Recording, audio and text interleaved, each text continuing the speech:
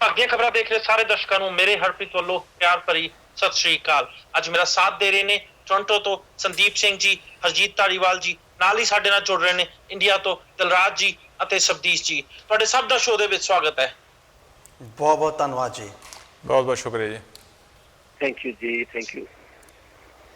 Sunday ਸ਼ਾਮ ਨੂੰ ਤੁਸੀਂ ਚੱਕ ਦੇ ਟੀਵੀ ਤੇ ਇੱਕ ਡਿਬੇਟ ਦੇਖੀ ਸੀ, ਜਿਹਦੇ ਵਿੱਚ ਅਸੀਂ ਤੁਹਾਡੇ ਨਾਲ ਉਹ ਖਬਰ ਸਾਂਝੀ ਕੀਤੀ ਸੀ ਜਿਹਨੂੰ ਸੁਣ ਕੇ ਕੈਨੇਡਾ 'ਚ ਰਹਿਣ ਵਾਲੇ ਹਰ ਸਿੱਖ ਦਾ, ਹਰ ਪੰਜਾਬੀ ਦਾ ਸ਼ਾਇਦ ਸਿਰ ਝੁਕ ਜਾਂਦਾ ਹੈ ਜੀ। ਮੈਂ ਗੱਲ ਕਰ ਰਿਹਾ ਵਾਂ ਇੰਡੀਅਨ ਗਵਰਨਮੈਂਟ ਦੁਆਰਾ ਐਲੀਗੇਸ਼ਨ ਲਾਏ ਗਏ ਸੀ ਕਿ ਕੈਨੇਡਾ ਵਿੱਚ ਸਰੀ ਦੇ ਵਿੱਚ ਬ੍ਰਿਟਿਸ਼ ਕੋਲੰਬੀਆ ਸਰੀ ਮਿਸ਼ਨ ਵਿੱਚ ਟ੍ਰੇਨਿੰਗ ਕੈਂਪ ਚੱਲ ਰਹੇ ਨੇ। ਇੱਕ ਬਕਾਇਦਾ ਸਿੱਖ ਦਾ ਨਾਂ ਲਿਆ ਗਿਆ ਸੀ। ਮੈਂ ਚਾਹੂੰਗਾ ਸਾਡੇ ਅੱਜ ਦੀ ਡਿਬੇਟ ਵਿੱਚ ਕਿ ਉਹਨਾਂ ਦਾ ਨਾਮ ਨਾ ਲਿਆ ਜਾਵੇ, ਕਿਉਂਕਿ ਜਦੋਂ ਤੱਕ ਉਹਨਾਂ ਉੱਤੇ ਕੋਈ ਦੋਸ਼ ਸਾਬਿਤ ਨਹੀਂ ਹੁੰਦੇ ਆ, ਸਾਨੂੰ ਸ਼ਾਇਦ ਕੋਈ ਹੱਕ ਨਹੀਂ ਬਣਦਾ ਉਹਨਾਂ ਦਾ ਨਾਂ ਲੈ ਕੇ ਬਾਰ-ਬਾਰ ਡਿਬੇਟ ਕਰਨਾ। ਇੰਪੋਰਟੈਂਟ ਮੁੱਦਾ ਬਹੁਤ ਆ। ਸੈਟਰਡੇ ਰਾਤ ਨੂੰ ਇਹ ਨਿਊਜ਼ ਇੰਡੀਆ ਵਿੱਚ ਬ੍ਰੇਕ ਹੋਈ ਸੀ। ਸੰਡੇ ਨੂੰ ਅਸੀਂ ਇੱਥੇ ਡਿਬੇਟ ਕੀਤੀ ਸੀ। ਸੋਮਵਾਰ ਨੂੰ ਸਾਨੂੰ ਕੈਨੇਡੀਅਨ ਮੀਡੀਆ ਨੇ ਇਸ ਖਬਰ ਨੂੰ ਚੱਕਿਆ ਤੇ ਕੁਝ ਕੈਨੇਡੀਅਨ ਮੀਡੀਆ ਨੇ ਕੈਨੇਡੀਅਨ ਗਵਰਨਮੈਂਟ ਕੋਲੋਂ ਆਪਣੀ ਪ੍ਰਤੀਕਿਰਿਆ ਇਸ ਮਾਮਲੇ ਉੱਤੇ ਲੈਣ ਦੀ ਕੋਸ਼ਿਸ਼ ਕੀਤੀ। ਅਸੀਂ ਸਾਰੇ ਹੀ ਜਾਣਦੇ ਹਾਂ ਕੈਨੇਡੀਅਨ ਪਾਰਲੀਮੈਂਟ ਵਿੱਚ ਐਰਕੀ 4 ਸਿੱਖ ਕੈਬਨਿਟ ਮਿਨਿਸਟਰ ਨੇ ਤੇ 18 MP ਨੇ। ਜੇ ਮੈਂ ਗਲਤ ਨਹੀਂ ਆ, ਜੇ ਮੇਰਾ ਨੰਬਰ ਰੋਂਗ ਹੋਇਆ ਤਾਂ ਮੈਨੂੰ ਕੋਈ ਵੀ ਕਰੈਕਟ ਕਰ ਸਕਦਾ ਵਾ, ਪਰ ਫਿਰ ਵੀ ਹੁਣ ਦੀ ਮੌਜੂਦਾ ਸਰਕਾਰ ਦੇ ਵੱਲੋਂ ਕੋਈ ਵੀ ਬਿਆਨ ਨਹੀਂ ਦਿੱਤਾ ਗਿਆ। ਉਦੋਂ ਵੀ ਅਸੀਂ ਇਹੀ ਆਖਿਆ ਸੀ ਕਿ ਜੇ ਕੈਨੇਡਾ ਵਿੱਚ ਟੈਰਰਿਸਟ ਕੈਂਪ ਚੱਲ ਰਹੇ ਆ ਤੇ ਉਹਦੇ ਉੱਤੇ ਰੋਕ ਲਾਉਣੀ ਸ਼ਾਇਦ ਕੈਨੇਡੀਅਨ ਗਵਰਨਮੈਂਟ ਦਾ ਸਭ ਤੋਂ ਪਹਿਲਾ ਕੰਮ ਬਣਦਾ ਵਾ। ਜੇ ਟੈਰਰਿਸਟ ਕੈਂਪਸ ਦੀ ਗੱਲ ਕਰੀਏ, ਸੀਰੀਆ ਹੋਇਆ, ਅਫਗਾਨਿਸਤਾਨ ਹੋਇਆ, ਪਾਕਿਸਤਾਨ ਹੋਇਆ, ਇਹਨਾਂ ਕੰਟਰੀਜ਼ ਉੱਤੇ ਆਮ ਤੌਰ ਤੇ ਹੀ ਇਲਜ਼ਾਮ ਲੱਗਦੇ ਰਹਿੰਦੇ ਆ। ਪਰ ਹੈਰਾਨੀ ਦੀ ਗੱਲ ਆ ਕਿ ਇੰਡੀਅਨ ਗਵਰਨਮੈਂਟ ਨੇ ਪਹਿਲਾਂ UK ਤੇ ਹੁਣ ਕੈਨੇਡਾ ਉੱਤੇ ਇਹ ਇਲਜ਼ਾਮ ਲਾਇਆ ਕਿ ਇੱਥੇ ਟੈਰਰਿਸਟ ਕੈਂਪ ਚੱਲ ਰਹੇ ਨੇ। AK-47 ਨਾਲ ਕਿ ਰੇਂਜ ਤੇ ਜਾ ਕੇ ਟ੍ਰੇਨਿੰਗ ਦਿੱਤੀ ਜਾ ਰਹੀ ਆ। ਕੈਨੇਡੀਅਨ ਗਵਰਨਮੈਂਟ ਦਾ ਇਹ ਫਰਜ਼ ਬਣਦਾ ਹੈ ਕਿ ਇਸ ਗੱਲ ਦੀ ਤਹਿ ਤੱਕ ਜਾਇਆ ਜਾਵੇ। RCMP ਜਾਂ ਹੋਰ ਜਿੰਨੀਆਂ ਇੰਟੈਲੀਜੈਂਸ ਏਜੰਸੀਜ਼ ਨੇ ਸੱਚ ਲਿਆਉਣਾ ਕੈਨੇਡੀਅਨਸ ਵਾਸਤੇ ਤੇ ਖਾਸ ਕਰ ਪੰਜਾਬੀਆਂ ਵਾਸਤੇ, ਈਵਨ ਕਿ ਇੰਡੀਆ ਦੇ ਲੋਕਾਂ ਵਾਸਤੇ ਵੀ ਬਹੁਤ ਜ਼ਰੂਰੀ ਆ। ਅਸੀਂ ਸਾਰੇ ਜਾਣਦੇ ਹਾਂ ਜਿੱਦਾਂ ਜਿੱਦਾਂ ਪੰਜਾਬ ਦੀ ਇਲੈਕਸ਼ਨ ਕੋਲ ਆਉਂਦੀ ਜਾਂਦੀ ਹੈ, ਉਦਾਂ ਉਦਾਂ ਉੱਥੇ ਪੰਜਾਬ ਵਿੱਚ ਪੋਲੀਟੀਕਲ ਸਰਗਰਮੀਆਂ ਕਾਫੀ ਜ਼ਿਆਦਾ ਤੇਜ਼ ਹੁੰਦੀਆਂ ਜਾ ਰਹੀਆਂ ਨੇ। ਜੇ ਪਿਛਲੇ 1 ਸਾਲ ਵਿੱਚ ਅਸੀਂ ਨਿਗਾਹ ਮਾਰੀਏ, ਪੰਜਾਬ ਟੈਰਰਿਸਟ ਅਟੈਕ ਵੀ ਕਾਫੀ ਵੱਧ ਗਏ ਨੇ। ਕੁਝ ਕ੍ਰਿਟਿਕਸ ਦਾ ਜਾਂ ਪੋਲੀਟੀਕਲ ਐਨਾਲਿਸਟ ਦਾ ਇਹ ਕਹਿਣਾ ਵਾ ਕਿ BJP ਅਤੇ ਸ਼੍ਰੋਮਣੀ ਅਕਾਲੀ ਦਲ ਜੋ ਕਿ ਜਿਨ੍ਹਾਂ ਦੀ ਇਸ ਟਾਈਮ ਪੰਜਾਬ ਵਿੱਚ ਸਰਕਾਰ ਆ, ਹੱਥ ਵਿੱਚੋਂ ਸੱਤਾ ਜਾਂਦੀ ਵੇਖ ਕੇ ਇਹ ਸਾਰਾ ਕੁਝ ਕਰਵਾਇਆ ਜਾ ਰਿਹਾ ਹੈ। ਗੱਲਬਾਤ ਸ਼ੁਰੂ ਕਰਦੇ ਹਾਂ ਸੰਦੀਪ ਸਿੰਘ ਜੀ ਤੋਂ। ਸੰਦੀਪ ਸਿੰਘ ਜੀ, ਸਭ ਤੋਂ ਪਹਿਲਾਂ ਕੈਨੇਡੀਅਨ ਗਵਰਨਮੈਂਟ ਦਾ ਅਜੇ ਤੱਕ ਆਫੀਸ਼ੀਅਲ ਪ੍ਰਤੀਕਰਮ ਜਾਂ ਆਫੀਸ਼ੀਅਲ ਕੈਨੇਡੀਅਨ ਗਵਰਨਮੈਂਟ ਨੇ ਕੋਈ ਵੀ ਕਮੈਂਟ ਨਹੀਂ ਦਿੱਤੇ ਇਸ ਮਾਮਲੇ ਬਾਰੇ। ਉਹ ਸਾਰੇ ਸਿੱਖ MPs ਉਹਨਾਂ ਨੇ ਵੀ ਇਸ ਮਾਮਲੇ ਬਾਰੇ ਅਜੇ ਤੱਕ ਆਪਣੇ ਵੱਲੋਂ ਕੋਈ ਵੀ ਕਮੈਂਟ ਨਹੀਂ ਕੀਤਾ। ਕੀ ਕੈਨੇਡੀਅਨ ਗਵਰਨਮੈਂਟ ਨੂੰ ਇਹਦੇ ਉੱਤੇ ਕਮੈਂਟ ਕਰਨਾ ਬਣਦਾ ਹੈ ਜਾਂ ਨਹੀਂ ਬਣਦਾ? ਹਰਪ੍ਰੀਤ ਜੀ, ਬਹੁਤ ਹੀ ਜਾਇਜ਼ ਸਵਾਲ ਆ। ਤੇ ਜਿਹੜੀ ਪਿਛਲੀ ਵੀ ਡਿਬੇਟ ਹੋਈ ਸੀਗੀ ਉਸ ਦੇ ਵਿੱਚ ਬੇਸ਼ੱਕ ਮੈਂ ਡਿਬੇਟ ਦੇ ਵਿੱਚ ਨਹੀਂ ਸ਼ਾਮਲ ਹੋ ਸਕਿਆ ਸੀਗਾ, ਪਰ ਮੇਰੇ ਕਮੈਂਟਸ ਫੋਨ ਤੇ ਲਿੱਤੇ ਗਏ ਸੀਗੇ। ਉਸ ਦਿਨ ਵੀ ਮੈਂ ਇਹ ਗੱਲ ਕਹੀ ਸੀਗੀ ਕਿ ਸਭ ਤੋਂ ਵੱਡੀ ਜ਼ਿੰਮੇਵਾਰੀ ਅੱਜ ਦੀ ਡੇਟ ਦੇ ਉੱਤੇ ਕੈਨੇਡੀਅਨ ਪੋਲੀਟੀਕਲ ਪਾਰਟੀਆਂ ਦੀ, ਖਾਸ ਤੌਰ ਤੇ ਜਿਹੜੀ ਪਾਰਟੀ ਦੀ ਸਰਕਾਰ ਆ, ਲਿਬਰਲਸ ਦੀ ਸਰਕਾਰ ਆ, ਉਹਨਾਂ ਦੀ ਡਿਊਟੀ ਬਣਦੀ ਆ। ਲਿਬਰਲਸ ਦੀ ਸਰਕਾਰ ਦੀ ਡਿਊਟੀ ਦੇ ਨਾਲ ਨਾਲ ਉਹਨਾਂ ਮਿਨਿਸਟਰਸ ਤੇ ਉਹਨਾਂ MPs ਦੀ ਵੀ ਡਿਊਟੀ ਬਣਦੀ ਆ ਜੋ ਬੈਪਟਾਈਜ਼ ਨੇ, ਜੋ ਪੰਜਾਬੀ ਨੇ ਤੇ ਜੋ ਸਿੱਖ ਨੇ। ਮੈਂ ਇੱਥੇ ਬਾਈ ਨੇਮ ਗੱਲ ਕਰ ਰਿਹਾ ਆ ਕਿ ਸੱਜਣ ਸਾਹਿਬ ਡਿਫੈਂਸ ਮਿਨਿਸਟਰ ਨੇ, ਨਵਦੀਪ ਸਿੰਘ ਬੈਂਸ ਆਪ ਇੱਕ ਬੈਪਟਾਈਜ਼ਡ ਸਿੱਖ ਹੈ, ਪਰ ਅਜੇ ਤੱਕ ਉਹਨਾਂ ਨੇ ਇਹਨਾਂ ਇਸ਼ੂਜ਼ ਦੇ ਉੱਤੇ ਆ ਕੇ ਸਾਹਮਣੇ ਆ ਕੇ ਇਹ ਗੱਲ ਨੂੰ ਨਹੀਂ ਕਿਹਾ ਕਿ ਹਿੰਦੁਸਤਾਨ ਇਸ ਗੱਲ ਤੇ ਝੂਠ ਬੋਲ ਰਿਹਾ ਆ ਤੇ ਇਹ ਗੱਲ ਗਲਤ ਆ। ਕੁਝ ਲੋਕਲ ਨੁਮਾਇੰਦਿਆਂ ਨੇ ਜ਼ਰੂਰ ਗੱਲ ਕੀਤੀ ਹੈਗੀ ਆ, ਬਟ ਜਦੋਂ ਐਲੀਗੇਸ਼ਨ ਪੂਰੇ ਦੇਸ਼ ਤੇ ਲੱਗੇ ਹੋਣ ਉਦੋਂ ਫੈਡਰਲ ਗਵਰਨਮੈਂਟ ਦੀ ਇਹ ਜ਼ਿੰਮੇਵਾਰੀ ਬਣਦੀ ਆ ਕਿ ਉਹ ਆਪਣੇ ਸਿਟੀਜ਼ਨਸ ਦੀ ਜਿਹੜੀ ਰਿਸਪੈਕਟ ਆ ਉਹਨੂੰ ਮੇਨਟੇਨ ਕਰੇ। ਇੱਥੇ ਸਿਟੀਜ਼ਨ ਇਸ ਲਈ ਵਰਡ ਕਿਉਂਕਿ ਕੈਨੇਡੀਅਨ ਬੈਪਟਾਈਜ਼ ਸਿੱਖ ਵਰਡ ਯੂਜ਼ ਕੀਤਾ ਗਿਆ, ਇਹ ਫਰੇਜ਼ ਯੂਜ਼ ਕੀਤਾ ਗਿਆ ਉਸ ਖਬਰ ਦੇ ਵਿੱਚ। ਸੋ ਮੈਂ ਇਹ ਸਮਝਦਾ ਹਾਂ ਸਾਨੂੰ ਬਹੁਤ ਖੁਸ਼ੀ ਹੋਈ ਸੀਗੀ ਜਿਸ ਦਿਨ ਅਸੀਂ ਪਾਰਲੀਮੈਂਟ ਦੇ ਵਿੱਚ ਇੰਨੇ ਸਿੱਖ ਇੰਨੇ ਪੰਜਾਬੀ ਦੇਖੇ ਸੀਗੇ। ਪਰ ਮੈਂ ਅੱਜ ਇਹ ਮਹਿਸੂਸ ਕਰ ਰਿਹਾ ਹਾਂ ਕਿ ਇੱਕ ਸਮਾਂ ਸੀ ਜਦੋਂ ਹਿੰਦ ਦੇ ਵਿੱਚ ਕਾਂਗਰਸ ਦਾ ਰਾਜ ਸੀ ਅਤੇ ਉੱਥੇ ਇੱਕ ਬੋਲਾ ਸਰਦਾਰ ਬਿਠਾਇਆ ਗਿਆ ਸੀ, ਤੇ ਜਦੋਂ ਫਰਾਂਸ ਦੇ ਵਿੱਚ ਦਸਤਾਰ ਦਾ ਮਸਲਾ ਆਇਆ ਉਸ ਬੰਦੇ ਕੋਲੇ ਇੰਨੇ ਗਟਸ ਵੀ ਨਹੀਂ ਸੀ ਕਿ ਉਹ ਆਪਣੀ ਦਸਤਾਰ ਦੇ ਹੱਕ ਦੀ ਗੱਲ ਕਰ ਸਕੇ। ਸੋ ਮੈਂ ਅੱਜ ਇਹੀ ਮਹਿਸੂਸ ਕਰ ਰਿਹਾ ਹਾਂ ਕਿ ਉਹ ਇਨਸਾਨ ਤਾਂ ਸ਼ਾਇਦ ਇੱਕ ਇਕੋਨੋਮਿਸਟ ਸੀ, ਬੜਾ ਇੰਟੈਲੀਜੈਂਟ ਬੰਦਾ ਗਿਣਿਆ ਜਾਂਦਾ ਉਹਨੂੰ, ਪਰ ਜਿਹੜੇ ਮੌਜੂਦਾ ਲਿਬਰਲ ਸਰਕਾਰ ਦੇ ਵਿੱਚ ਪੰਜਾਬੀ ਬੈਠੇ ਨੇ ਉਹ ਚੁੱਪ ਕਰਕੇ ਬੈਠੇ ਨੇ, ਉਹ ਮੈਨੂੰ ਚੁੱਭ ਰਹੇ ਨੇ।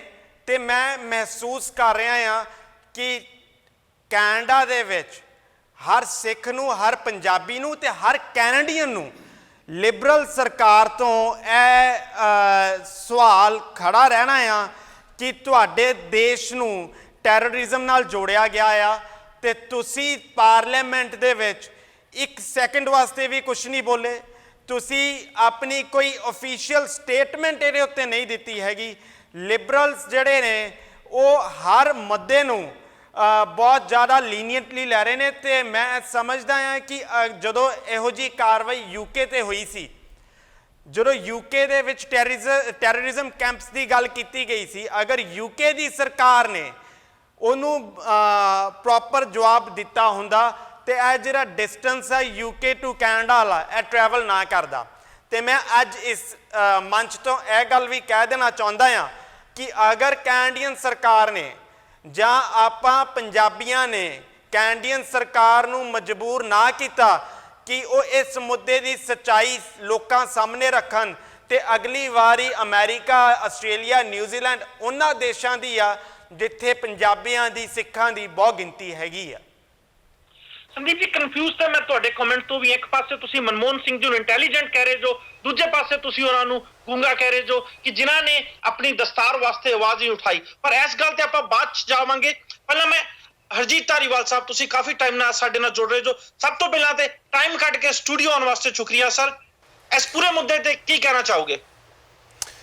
ਮੈਂ ਐਕਚੁਅਲੀ ਕਾਫੀ ਹੱਦ ਤੱਕ ਸੰਦੀਪ ਦੇ ਨਾਲ ਸਹਿਮਤ ਹਾਂ। ਉਹਨਾਂ ਨੇ ਬਾਖੂਬੀ ਬੜੀ ਡੀਟੇਲ ਦੇ ਵਿੱਚ ਸਾਰਾ ਦੱਸ ਰਿਹਾ, ਪਰ ਉਹਦਾ ਜਿਹੜੀ ਜਿਸਟ ਇਹੀ ਬਣਦੀ ਹੈ ਕਿ ਇਹ ਜਿਹੜੀ ਗੌਰਮੈਂਟ ਹੈ, ਭਾਵੇਂ ਲਿਬਰਲ ਹੋਵੇ, ਕੋਈ ਵੀ ਗੌਰਮੈਂਟ ਹੋਵੇ, NDP ਹੋਵੇ, ਕੰਜ਼ਰਵੇਟਿਵ ਹੋਵੇ, ਗੌਰਮੈਂਟ ਦਾ ਫਰਜ਼ ਬਣਦਾ ਹੈ ਕਿ ਜੇ ਕੋਈ ਐਸੀ ਗੱਲ ਹੁੰਦੀ ਹੈ ਜਿਹਦੇ ਨਾਲ ਉਹਦੇ ਸਿਟੀਜ਼ਨਸ ਨੇ, ਉਹਨਾਂ ਦਾ ਇਮੇਜ ਖਰਾਬ ਹੁੰਦਾ ਹੈ, ਉਹਨਾਂ ਨੂੰ ਕੋਈ ਨੁਕਸਾਨ ਪਹੁੰਚਦਾ, ਉਹਨਾਂ ਦੀ ਸ਼ਖਸੀਅਤ ਨੂੰ ਜਾਂ ਉਹਨਾਂ ਦੀ ਹੈਸੀਅਤ ਨੂੰ, ਉਹਨਾਂ ਦੇ ਜਿਹੜੀ ਧਰਮ ਨੂੰ, ਤਾਂ ਗੌਰਮੈਂਟ ਨੂੰ ਚਾਹੀਦਾ ਕਿ ਉਹ ਉੱਭਰ ਕੇ ਮੂਹਰੇ ਆ ਕੇ ਉਸ ਨੂੰ ਡਿਫੈਂਡ ਕਰਨ ਵੀ ਸਾਡੇ ਮੁਲਕ ਦੇ ਵਿੱਚ ਜਿੰਨੇ ਵੀ ਸਿੱਖ ਰਹਿੰਦੇ ਨੇ ਬੜੇ ਸ਼ਾਂਤੀ ਪਸੰਦ ਨੇ ਤੇ ਉਹ ਇਸ ਤਰ੍ਹਾਂ ਇੱਥੇ ਬਿਹੇਵ ਕਰਦੇ ਨੇ, ਉਹਨਾਂ ਦੀ ਇੱਥੇ ਇਸ ਮੁਲਕ ਦੇ ਵਿੱਚ ਇੰਨੀ ਕੰਟਰੀਬਿਊਸ਼ਨ ਹੈ। ਤੁਸੀਂ ਦੇਖਿਆ ਹੋਣਾ ਸਟੀਵਨ ਹਾਰਪਰ ਦੀ ਵੀ ਇੱਕ ਵਾਰੀ ਇੰਸੀਡੈਂਟ ਹੋਇਆ ਸੀ ਇਸ ਤਰ੍ਹਾਂ, ਉਹਨੇ ਰਾਈਟ ਵੇ ਉਸੇ ਵਕਤ ਹੀ ਉਹਨਾਂ ਨੇ ਉਹਨਾਂ ਨੂੰ ਜਵਾਬ ਬਹੁਤ ਠੋਕ ਕੇ ਦਿੱਤਾ ਸੀਗਾ ਜਦੋਂ ਉਹਨਾਂ ਨੂੰ ਉਹਨਾਂ ਨੇ ਅਲੂਡ ਕੀਤਾ ਸੀ ਵੀ ਜਿਹੜੇ ਉੱਥੇ ਟੈਰਰਿਸਟ ਰਹਿੰਦੇ ਨੇ ਆਪਣੇ ਕੈਨੇਡੀਅਨ ਜਿਹੜੀ ਸੋਇਲ ਦੇ ਉੱਤੇ ਇਹਨਾਂ ਦੇ ਸੈੱਲ ਹੈਗੇ ਨੇ। ਸੋ ਇਸ ਕਰਕੇ ਚਾਹੀਦਾ ਗਵਰਨਮੈਂਟ ਨੂੰ ਚੁੱਪ ਧਾਰਨ ਦੇ ਨਾਲ ਸਾਨੂੰ ਨੁਕਸਾਨ ਹੋ ਰਿਹਾ, ਉਹਦੇ ਨਾਲ ਕੋਈ ਫਾਇਦਾ ਨਹੀਂ ਹੋ ਰਿਹਾ। ਮੈਨੂੰ ਨਹੀਂ ਇਹ ਸਮਝ ਨਹੀਂ ਆਉਂਦੀ ਵੀ ਇਹ ਉਹ ਕਿਉਂ ਸੋਚਦੇ ਨੇ ਵੀ ਚੁੱਪ ਕਰਨ ਦੇ ਨਾਲ ਇਹ ਜਿਹੜਾ ਸੰਜੀਦਾ ਮੈਟਰ ਹੈ ਜਿਹਦਾ ਕਿ ਪੋਲੀਟੀਕਲ ਵੀ ਇਹਦੇ ਜਿਹੜੀਆਂ ਜੜ੍ਹਾਂ ਜੁੜੀਆਂ ਹੋਈਆਂ ਨੇ ਕਿਸੇ ਨਾ ਕਿਸੇ ਤਰੀਕੇ ਦੇ ਨਾਲ, ਉੱਥੋਂ ਦਾ ਮਾਹੌਲ ਜਿਹੜਾ ਹੈਗਾ ਅਕਾਲੀ ਜਾਂ ਜਿਹੜੀ BJP, ਤੁਸੀਂ ਵੀ ਆਪਣੇ ਕੁਐਸਚਨ ਦੇ ਵਿੱਚ ਵੀ ਇਹ ਕਹਿ ਚੁੱਕੇ ਹੋ, ਉਹ ਜਿਹੜੀ ਲੋਕਾਂ ਦਾ ਧਿਆਨ ਹੈ ਉਹ ਇਹ ਜਿਹੇ ਜਿਹੜੀਆਂ ਲੋਕਲ ਮੁੱਦੇ ਨੇ ਜਾਂ ਜਿਹੜੀਆਂ ਲੋਕਲ ਉਹਨਾਂ ਦੇ ਇਸ਼ੂਜ਼ ਨੇ, ਲੋਕਲ ਉਹਨਾਂ ਦੀ ਜਿਹੜੀ ਕੁਰਸੀ ਜਾਂਦੀ ਦਿਖਦੀ ਹੈ ਉਹ ਤੋਂ ਹਟਾ ਕੇ ਉਹ ਇਹ ਜਿਹੇ ਇੰਟਰਨੈਸ਼ਨਲ ਜਿਹੜੇ ਇਸ਼ੂ ਐਵੇਂ ਤਿਆਰ ਕਰ ਰਹੇ ਨੇ। ਅਤੇ ਜੇ ਅਸੀਂ ਇੱਥੋਂ ਕੈਨੇਡੀਅਨ, ਜਿਵੇਂ ਸੰਦੀਪ ਨੇ ਕਿਹਾ, ਆਪਣੇ ਲੋਕਲ ਮੈਂਬਰ ਆਫ ਪਾਰਲੀਮੈਂਟਸ ਨੇ ਸਾਡੇ, ਕਿੰਨੇ ਹੁਣ ਤਾਂ ਆਪਾਂ ਕਹਿ ਨਹੀਂ ਸਕਦੇ ਵੀ ਸਾਡੀ ਐਕਸੈਸ ਨਹੀਂ ਹੈ, ਸਾਡੀ ਸਿੱਧੀ ਐਕਸੈਸ ਹੈਗੀ ਹੈ ਗੌਰਮੈਂਟ ਨੂੰ ਆਪਣੇ through our member of parliaments. ਉਹਨਾਂ ਨੂੰ ਚਾਹੀਦਾ ਹੈ ਕਿ ਉਹਨਾਂ ਨੂੰ ਛੇਤੀ ਤੋਂ ਛੇਤੀ ਇਸ ਚੀਜ਼ ਦਾ ਕੋਈ ਨਾ ਕੋਈ ਜਵਾਬ ਦੇਣਾ ਚਾਹੀਦਾ। ਅਤੇ ਜਿੰਨੇ ਵੀ ਇਹ ਲੇਟ ਕਰਦੇ ਨੇ ਤਾਂ ਉਹਦੇ ਵਿੱਚ ਅਸੀਂ ਕਸੂਰਵਾਰ ਜਾਂ ਕਿਸੇ ਨਾ ਕਿਸੇ ਤਰੀਕੇ ਨਾਲ ਜਿਹੜਾ ਉਹ ਸਾਡੇ ਤੇ ਇਲਜ਼ਾਮ ਲੱਗਿਆ ਉਹ ਥੋੜ੍ਹਾ ਜਿਹਾ ਗੂੜਾ ਹੁੰਦਾ ਦਿਖੇਗਾ ਲੋਕਾਂ ਨੂੰ, ਜਿਹੜਾ ਉਹਦੀ ਪਰਸੈਪਸ਼ਨ ਇਸ ਤਰ੍ਹਾਂ ਦੀ ਹੋਏਗੀ। ਮੈਂ ਇਹ ਨਹੀਂ ਕਹਿੰਦਾ ਵੀ ਹੈਗਾ ਜਾਂ ਨਹੀਂ ਹੈਗਾ, ਇਹ ਇੰਟੈਲੀਜੈਂਸ ਮੈਟਰ ਹੈ। ਸਾਡੇ ਵਰਗੇ ਬੰਦਿਆਂ ਦਾ ਕਿਸੇ ਬੰਦੇ ਦਾ ਨਾਂ ਲੈਣਾ ਜਾਂ ਇਹ ਗੱਲ ਨੂੰ ਕਹਿਣਾ ਵੀ ਇਹ ਠੀਕ ਹੈ ਜਾਂ ਗਲਤ ਹੈ, ਉਹ ਤਾਂ ਸ਼ੋਭਾ ਨਹੀਂ ਦਿੰਦਾ। ਪਰ ਇੰਨਾ ਜ਼ਰੂਰ ਹੈ ਕਿ ਸਾਡੀ ਗੌਰਮੈਂਟ ਨੂੰ ਸਾਡੇ ਜਿਹੜੀ ਵਿਚਾਰ ਨੇ ਆਪਣੀ ਇੰਟੈਲੀਜੈਂਸ ਦੇ ਨਾਲ ਰਲਾ ਕੇ ਉਹਦਾ ਜਵਾਬ ਜਿਹੜਾ ਹੈਗਾ ਪ੍ਰੈਸ ਕਾਨਫਰੰਸ ਦੇ ਰਾਹੀਂ ਕਿਸੇ ਨਾ ਕਿਸੇ ਤਰੀਕੇ ਦੇ ਨਾਲ ਇੰਟਰਨੈਸ਼ਨਲ ਮੀਡੀਆ ਨੂੰ ਜਾਂ ਜਿਹੜਾ ਲੋਕਲ ਮੀਡੀਆ ਨੂੰ ਜ਼ਰੂਰ ਦੇਣਾ ਬਣਦਾ। ਇਸੇ ਕਰਕੇ ਹੀ ਤੁਸੀਂ ਗਵਰਨਮੈਂਟ ਦੇ ਵਿੱਚ ਹੁੰਦੇ ਹੋ, ਤਾਂ ਕਿ ਇਹ ਜਿਹੜੇ ਮਸਲੇ ਨੇ ਉਹਨਾਂ ਨੂੰ ਕਿਸੇ ਨਾ ਕਿਸੇ ਤਰੀਕੇ ਨਾਲ ਨਿਪਟਾਇਆ ਜਾਵੇ ਇਸ ਤਰ੍ਹਾਂ ਕਿ ਤੁਹਾਡੇ ਜਿਹੜੇ ਲੋਕਲ ਆਪਣੇ ਸਿਟੀਜ਼ਨ ਉਹਨਾਂ ਦੀਆਂ ਭਾਵਨਾਵਾਂ ਨੂੰ ਠੇਸ ਨਾ ਪਹੁੰਚੇ। ਥੈਂਕ ਯੂ ਅਰਜੀਤ ਜੀ। ਸਬਦੀਪ ਜੀ, ਤੁਹਾਨੂੰ ਕੀ ਲੱਗਦਾ ਹੈ ਕਿ ਇਹਦੇ ਵਿੱਚ ਲਿਬਰਲ ਗਵਰਨਮੈਂਟ ਨੂੰ ਜਵਾਬ ਦੇਣਾ ਚਾਹੀਦਾ ਹੈ ਜਾਂ ਜਿਸ ਤਰ੍ਹਾਂ ਲਿਬਰਲ ਗਵਰਨਮੈਂਟ ਨੇ ਚੁੱਪੀ ਸਾਦੀ ਹੋਈ ਆ ਇਹੀ ਵਧੀਆ ਉਪਾਅ ਆ ਇਸ ਟਾਈਮ? ਤੁਸੀਂ ਮੈਨੂੰ ਪੁੱਛ ਰਹੇ ਹੋ ਦਿਲਰਾਜ ਜੀ? ਹਾਂਜੀ ਹਰਪ੍ਰੀਤ ਜੀ, ਮੈਂ 2-3 ਪੁਆਇੰਟ ਮੇਰੇ ਵੀਰਾਂ ਨੇ ਜਿਹੜੇ ਕਹੇ ਆ ਉਹਦੇ ਤੇ ਹੀ ਕਮੈਂਟ ਕਰਨਾ ਚਾਹਾਂਗਾ ਪਹਿਲੇ, ਉਸ ਤੋਂ ਬਾਅਦ ਮੈਂ ਲਿਬਰਲ ਤੇ ਕੰਜ਼ਰਵੇਟਿਵ ਤੇ ਐਨਡੀਪੀ ਤੇ ਆਵਾਂਗਾ। ਸਭ ਤੋਂ ਪਹਿਲੇ ਤਾਂ ਸੰਦੀਪ ਜੀ ਨੇ ਜਿਹੜੇ ਆਪਣੇ ਐਕਸ ਪ੍ਰਧਾਨ ਮੰਤਰੀ ਸਰਦਾਰ ਮਨਮੋਹਨ ਸਿੰਘ ਹੈ ਉਹਨਾਂ ਨੂੰ ਬੋਲਿਆ ਗਿਆ ਵਾ, ਉਹ ਆਪਣੇ ਆਪ ਵਿੱਚ ਇੱਕ ਬੜੀ ਹਾਸੋਹਾਣੀ ਜੀ ਗੱਲ ਲੱਗਦੀ ਹੈ। ਜੇ ਇੱਕ ਪੁਆਇੰਟ ਤੇ ਉਹਨਾਂ ਨੇ ਕਿਤੇ ਨਹੀਂ ਗੱਲ ਚੱਕੀ ਤੇ ਅਸੀਂ ਸਿੱਧਾ ਹੀ ਉਹਨਾਂ ਨੂੰ ਬੋਲੇ ਵਰਗੇ ਸ਼ਬਦਾਂ ਨਾਲ ਬੁਲਾਈਏ, ਅਸੀਂ ਆਪਣੇ ਆਪ ਵਿੱਚ ਹੀ ਬਹੁਤ ਜ਼ਿਆਦਾ ਕੰਫਿਊਜ਼ਨ ਤੇ ਜਾਂਦੇ ਹੈਗੇ ਆ। ਜਿੱਦਾਂ ਆ ਮਨਮੋਹਨ ਸਿੰਘ ਵਾਲੇ ਤੇ ਚਲੇ ਗਏ, ਜਿੱਦਾਂ ਆ ਹੁਣ ਲਿਬਰਲ ਪਾਰਟੀ ਤੇ ਚਲੇ ਗਏ ਕਿ ਲਿਬਰਲ ਪਾਰਟੀ ਕਿਉਂ ਨਹੀਂ ਕਰਦੀ ਪਈ। ਮੈਂ ਤਾਂ ਹਜੇ ਤੱਕ ਕੋਈ ਐਨਡੀਪੀ ਜਾਂ ਕੰਜ਼ਰਵੇਟਿਵ ਦਾ ਵੀ ਬਿਆਨ ਨਹੀਂ ਸੁਣਿਆ। ਜਦੋਂ ਵੀ ਕੋਈ ਏਦਾਂ ਦੀ ਚੀਜ਼ ਹੁੰਦੀ ਹੈ ਗਵਰਨਮੈਂਟ ਨੇ ਵੇਟ ਐਂਡ ਵਾਚ ਕਰਨੀ ਹੁੰਦੀ ਹੈ, ਉਹਨੇ ਪੂਰੀ ਤਹਿ ਤੱਕ ਜਾਣਾ ਹੁੰਦਾ ਵਾ। ਇੰਡੀਆ ਕੋਈ ਛੋਟਾ ਮੋਟਾ ਮੁਲਕ ਨਹੀਂ, ਇੰਡੀਆ ਵੀ ਬਹੁਤ ਵੱਡਾ ਹੁਣ ਮੁਲਕਾਂ ਚੋਂ ਇੱਕ ਹੈ, ਸਭ ਤੋਂ ਵੱਡਾ ਡਿਵੈਲਪਿੰਗ ਮੁਲਕ ਹੈ। ਹੋ ਸਕਦਾ ਕਿ ਉਹ ਹਜੇ ਛਾਣਬੀਣ ਕਰਦੇ ਹੋਣ। ਜੇ ਆਪਾਂ ਕਹੀਏ 2 ਦਿਨ ਵਿੱਚ ਲਿਬਰਲ ਨੇ ਕੋਈ ਬਿਆਨ ਨਹੀਂ ਦਿੱਤਾ, 2 ਦਿਨ ਵਿੱਚ ਉਹ ਕਿੱਦਾਂ ਬਾਹਰ ਆ ਕੇ ਕਹਿ ਸਕਦੇ ਹੈਗੇ ਆ ਪੂਰੀ ਇਨਵੈਸਟੀਗੇਸ਼ਨ ਕਰਕੇ ਕਿ ਹਾਂ ਇੱਥੇ ਇੱਧਰ ਕੋਈ ਕੈਂਪ ਨਹੀਂ ਚੱਲਦਾ। ਹਰ ਚੀਜ਼ ਦਾ ਇੱਕ ਵੇ ਆਊਟ ਹੁੰਦਾ ਵਾ। ਹੋ ਸਕਦਾ ਉਹ ਇਨਵੈਸਟੀਗੇਸ਼ਨ ਪੂਰੀ ਕਰਨ, ਉਸ ਤੋਂ 5-7-10 ਦਿਨ ਬਾਅਦ ਆ ਕੇ ਕਰਨ। ਜੇ ਆਪਾਂ ਹੁਣੇ ਤੋਂ ਹੀ ਲਿਬਰਲ ਨੂੰ ਕਹੀ ਜਾਈਏ ਫਿਰ ਤਾਂ ਆਪਾਂ ਇਹ ਵੀ ਕਹਿ ਸਕਦੇ ਹਾਂ ਐਨਡੀਪੀ ਤੇ ਕੰਜ਼ਰਵੇਟਿਵ ਨੇ ਵੀ ਕੋਈ ਬਿਆਨ ਨਹੀਂ ਦਿੱਤਾ। ਫਿਰ ਗੱਲ ਮੈਂ ਪ੍ਰਧਾਨ ਮੰਤਰੀ ਮਨਮੋਹਨ ਸਿੰਘ ਤੇ ਲੈ ਕੇ ਜਾਵਾਂਗੇ। ਜਿਹੜੇ ਐਕਸ ਪ੍ਰਧਾਨ ਮੰਤਰੀ ਮਨਮੋਹਨ ਸਿੰਘ ਸੀਗੇ, ਉਹਨਾਂ ਨੇ ਜਿੰਨਾ ਸਿੱਖਾਂ ਦਾ ਨਾਮ ਉੱਤੇ ਚੱਕਿਆ, ਮੈਨੂੰ ਨਹੀਂ ਲੱਗਦਾ ਉਹਨਾਂ ਸ਼ਾਇਦ ਹੀ ਕਿਸੇ ਨੇ ਚੁੱਕਿਆ ਹੋਏਗਾ। ਪੂਰੀ ਦੁਨੀਆ ਦੇ ਵਿੱਚ ਇੱਕ ਸਿੱਖ ਦਾ ਪ੍ਰਧਾਨ ਮੰਤਰੀ, ਇੰਡੀਆ ਦਾ ਪ੍ਰਧਾਨ ਮੰਤਰੀ ਬਣਨਾ, ਉਸ ਤੋਂ ਬਾਅਦ ਪੂਰੀ ਦੁਨੀਆ ਦੇ ਜਿਹੜੇ ਵੀ ਕੰਟਰੀ ਵਿੱਚ ਜਾਣਾ, ਉੱਥੇ ਸਿੱਖਾਂ ਦੀ ਇੱਕ ਹੋਂਦ ਨੂੰ ਇੱਕ ਆਡੀ ਚੀਜ਼ ਪਤਾ ਚੱਲਦੀ ਹੈ। ਜੇ ਫਰਾਂਸ ਵਾਲੇ ਮੁੱਦੇ ਤੋਂ ਨਹੀਂ ਬੋਲੇ ਤੇ ਆਪਾਂ ਉਹਨਾਂ ਨੂੰ ਗੂੰਗੇ ਜਾਂ ਬੋਲੇ ਸ਼ਬਦ ਨਾ ਬੁਲਾਈਏ, ਮੈਨੂੰ ਉਹ ਕੋਈ ਕਿਸੇ ਵੀ ਤਰ੍ਹਾਂ ਨਾਲ ਜਸਟੀਫਾਈਡ ਨਹੀਂ ਲੱਗਦਾ। ਮੈਂ ਇੱਕ ਵਾਰ ਚੈੱਕ ਕਰਨਾ ਚਾਹੂੰਗਾ ਜੀ ਸੰਦੀਪ ਜੀ ਦੀ ਲਾਈਨ ਸਾਡੇ ਨਾਲ ਜੁੜੀ ਹੈ। ਸਬਦੀਪ ਜੀ? ਦੇਖੋ ਆਪਣਾ ਹਰਪ੍ਰੀਤ ਜੀ, ਪਹਿਲੀ ਗੱਲ ਤਾਂ ਇਹ ਹੈ ਕਿ ਜਦੋਂ ਦੋਸ਼ ਭਾਰਤ ਸਰਕਾਰ ਲਾ ਰਹੀ ਹੋਵੇ ਉਦੋਂ ਇਹਦਾ ਜਵਾਬ ਵੀ ਕੈਨੇਡਾ ਨੇ ਸਰਕਾਰ ਹੀ ਅਫੀਸ਼ੀਅਲੀ ਦੇ ਸਕਦੀ ਹੈ। ਫਲਾਂ ਬੰਦੇ ਨੇ ਬਿਆਨ ਨਹੀਂ ਦਿੱਤਾ, ਫਲਾਣੇ ਬੰਦੇ ਨੇ ਕਿਉਂ ਨਹੀਂ ਤੁਰੰਤ ਰਿਐਕਟ ਕੀਤਾ, ਇਹ ਮੈਨੂੰ ਲੱਗਦਾ ਇਹ ਜਸਟੀਫਾਈਡ ਹੀ ਨਹੀਂ ਹੈ। ਇੱਕ ਤਰ੍ਹਾਂ ਦਾ ਪੋਲੀਟੀਕਲੀ ਇਲਜ਼ਾਮ ਵਰਗੀ ਗੱਲ ਹੈ ਕਿ ਫਲਾਣਾ ਬੰਦਾ ਕਿਉਂ ਨਹੀਂ ਬੋਲਿਆ, ਧਮਕਾਣਾ ਬੰਦਾ ਕਿਉਂ ਨਹੀਂ ਬੋਲਿਆ। ਇੱਕ ਅਫੀਸ਼ੀਅਲ ਇਲਜ਼ਾਮ ਲੱਗੇ ਨੇ ਭਾਰਤ ਸਰਕਾਰ ਵੱਲੋਂ। ਮੇਰਾ ਖਿਆਲ ਇਹੀ ਹੈ, ਮੈਂ ਉਸ ਦਿਨ ਵੀ ਇਹੀ ਕਿਹਾ ਸੀ ਪਹਿਲਾਂ ਵੀ, ਕਿ ਕੈਨੇਡੀਅਨ ਸਰਕਾਰ ਨੂੰ ਜਾਂਚ ਪੜਤਾਲ ਕਰਕੇ ਅਫੀਸ਼ੀਅਲੀ ਇਹਦਾ ਜਵਾਬ ਦੇਣਾ ਚਾਹੀਦਾ। ਔਰ ਉਸ ਤੋਂ ਉਰਾ ਜੇ ਕੋਈ ਅਸੀਂ ਵੱਧ ਤੋਂ ਵੱਧ ਇਹ ਡਿਮਾਂਡ ਕਰ ਸਕਦੇ ਹਾਂ ਕਿ ਅਸੀਂ ਕੈਨੇਡੀਅਨ ਸਰਕਾਰ ਤੋਂ ਜਿਹੜੇ ਪੰਜਾਬੀ ਨੇ, ਜਿਹੜੇ ਸਿੱਖ ਨੇ, ਚੁਣੇ ਹੋਏ ਨੁਮਾਇੰਦੇ ਜਿਹੜੇ ਮੰਤਰੀ ਨੇ, ਉਹ ਵੱਧ ਤੋਂ ਵੱਧ ਕੈਨੇਡੀਅਨ ਸਰਕਾਰ ਤੋਂ ਅਫੀਸ਼ੀਅਲ ਰਿਪੋਰਟ ਜਾਰੀ ਕਰਨ ਦੀ ਮੰਗ ਕਰ ਸਕਦੇ ਨੇ। ਆਪਣੇ ਵੱਲੋਂ ਕੋਈ ਉਹ ਐਲਾਨ ਨਹੀਂ ਕਰ ਸਕਦੇ ਕਿ ਸਾਡੇ ਇੱਥੇ ਕੋਈ ਕੈਂਪ ਨਹੀਂ ਚੱਲ ਰਿਹਾ, ਕਿਉਂਕਿ ਇਹਦਾ ਜਵਾਬ ਅਫੀਸ਼ੀਅਲੀ ਹੀ ਦੇਣਾ ਬਣਦਾ। ਬਿਲਕੁਲ ਠੀਕ ਹੈ।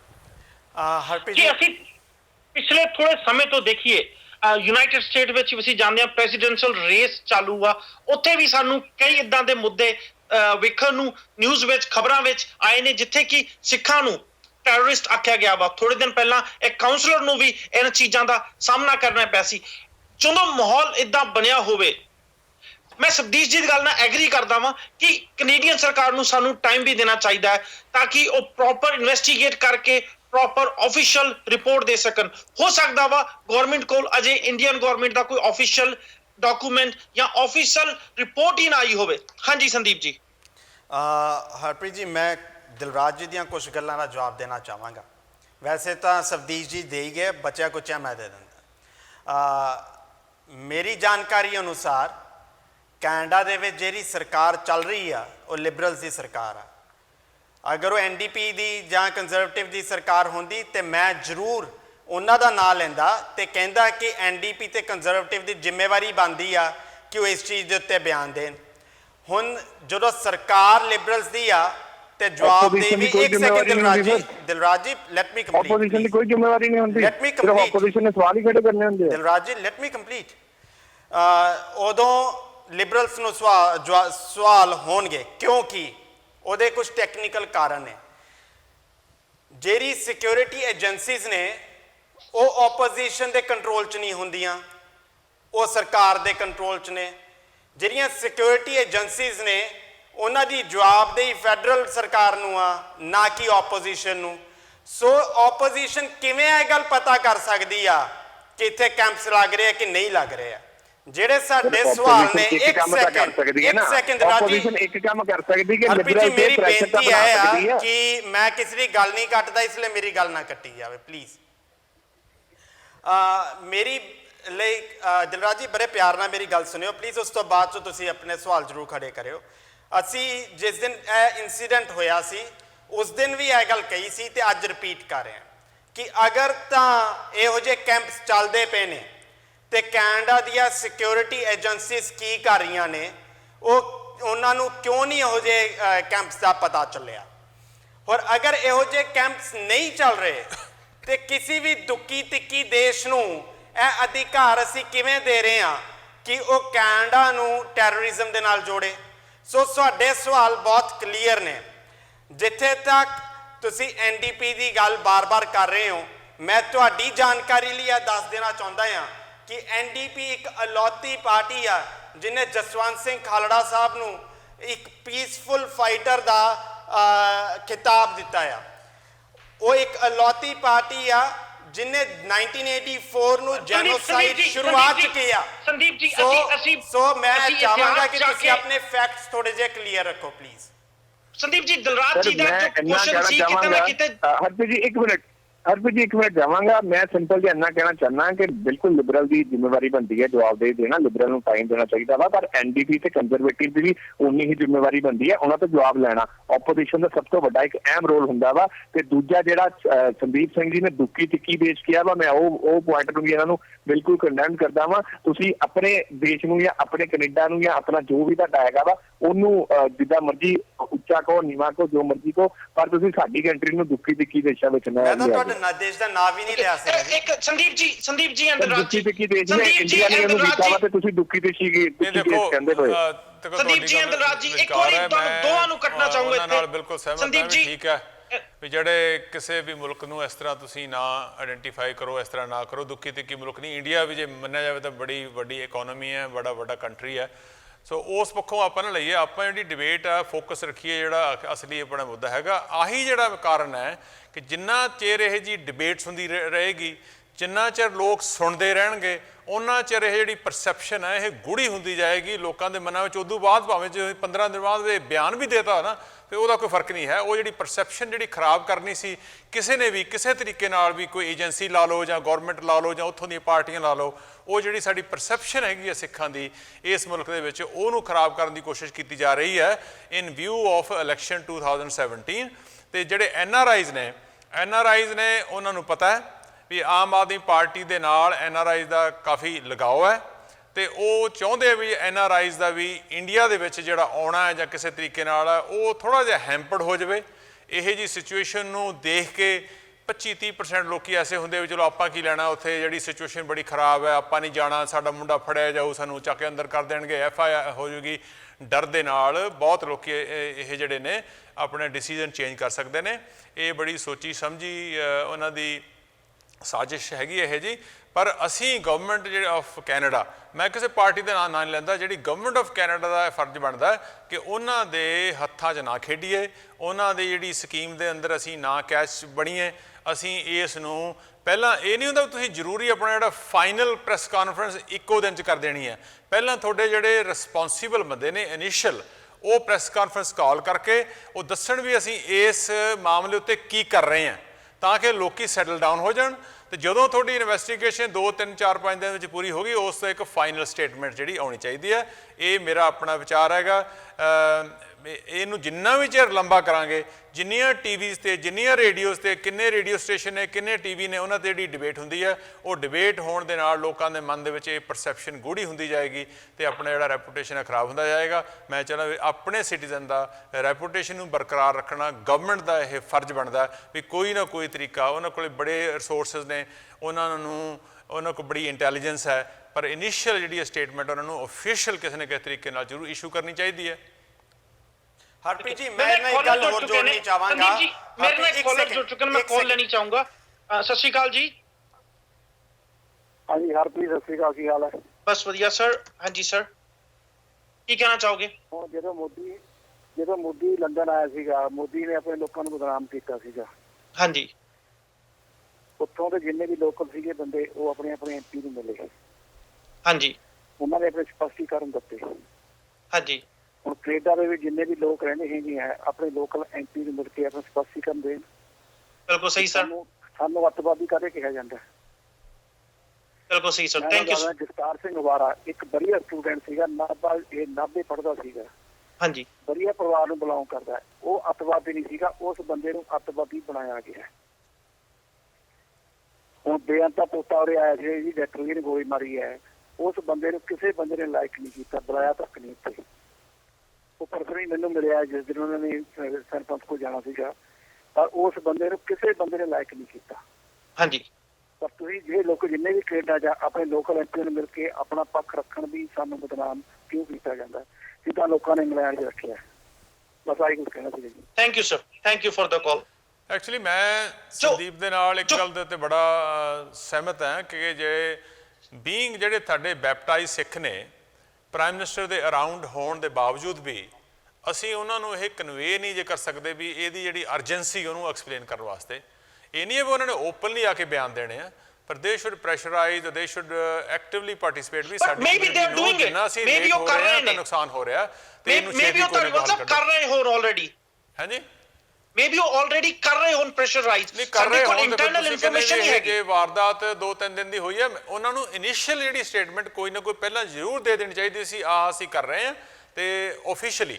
ਤੇ ਉਸ ਤੋਂ ਬਾਅਦ ਜਦੋਂ ਕਰਨ ਤੋਂ ਬਾਅਦ ਦੇ ਦਿੰਦੇ ਕਿ ਜਿੰਨੀ ਦੇਰ, ਮੈਂ ਜਿਵੇਂ ਪਹਿਲਾਂ ਵੀ ਕਹਿ ਚੁੱਕਾ, ਜਿੰਨੀ ਦੇਰ ਉਸ ਨੂੰ ਵੇਟ ਕਰਨਗੇ, ਟੀਵੀ ਤੇ ਡਿਬੇਟ ਹੋਏਗੀ, ਰੇਡੀ ਤੋਂ ਹੋਏਗੀ, ਤਾਂ ਇਹ ਜਿਹੜਾ ਸਾਡੀ ਜਿਹੜੀ ਪਰਸੈਪਸ਼ਨ ਹੈ ਇਹ ਖਰਾਬ ਹੁੰਦੀ ਜਾਏਗੀ ਤੇ ਇਹਦਾ ਸਾਨੂੰ ਨੁਕਸਾਨ ਹੀ ਨੁਕਸਾਨ ਹੈ, ਫਾਇਦਾ ਕੋਈ ਨਹੀਂ ਇਸ ਨੂੰ ਡਿਲੇ ਕਰਨ ਦਾ।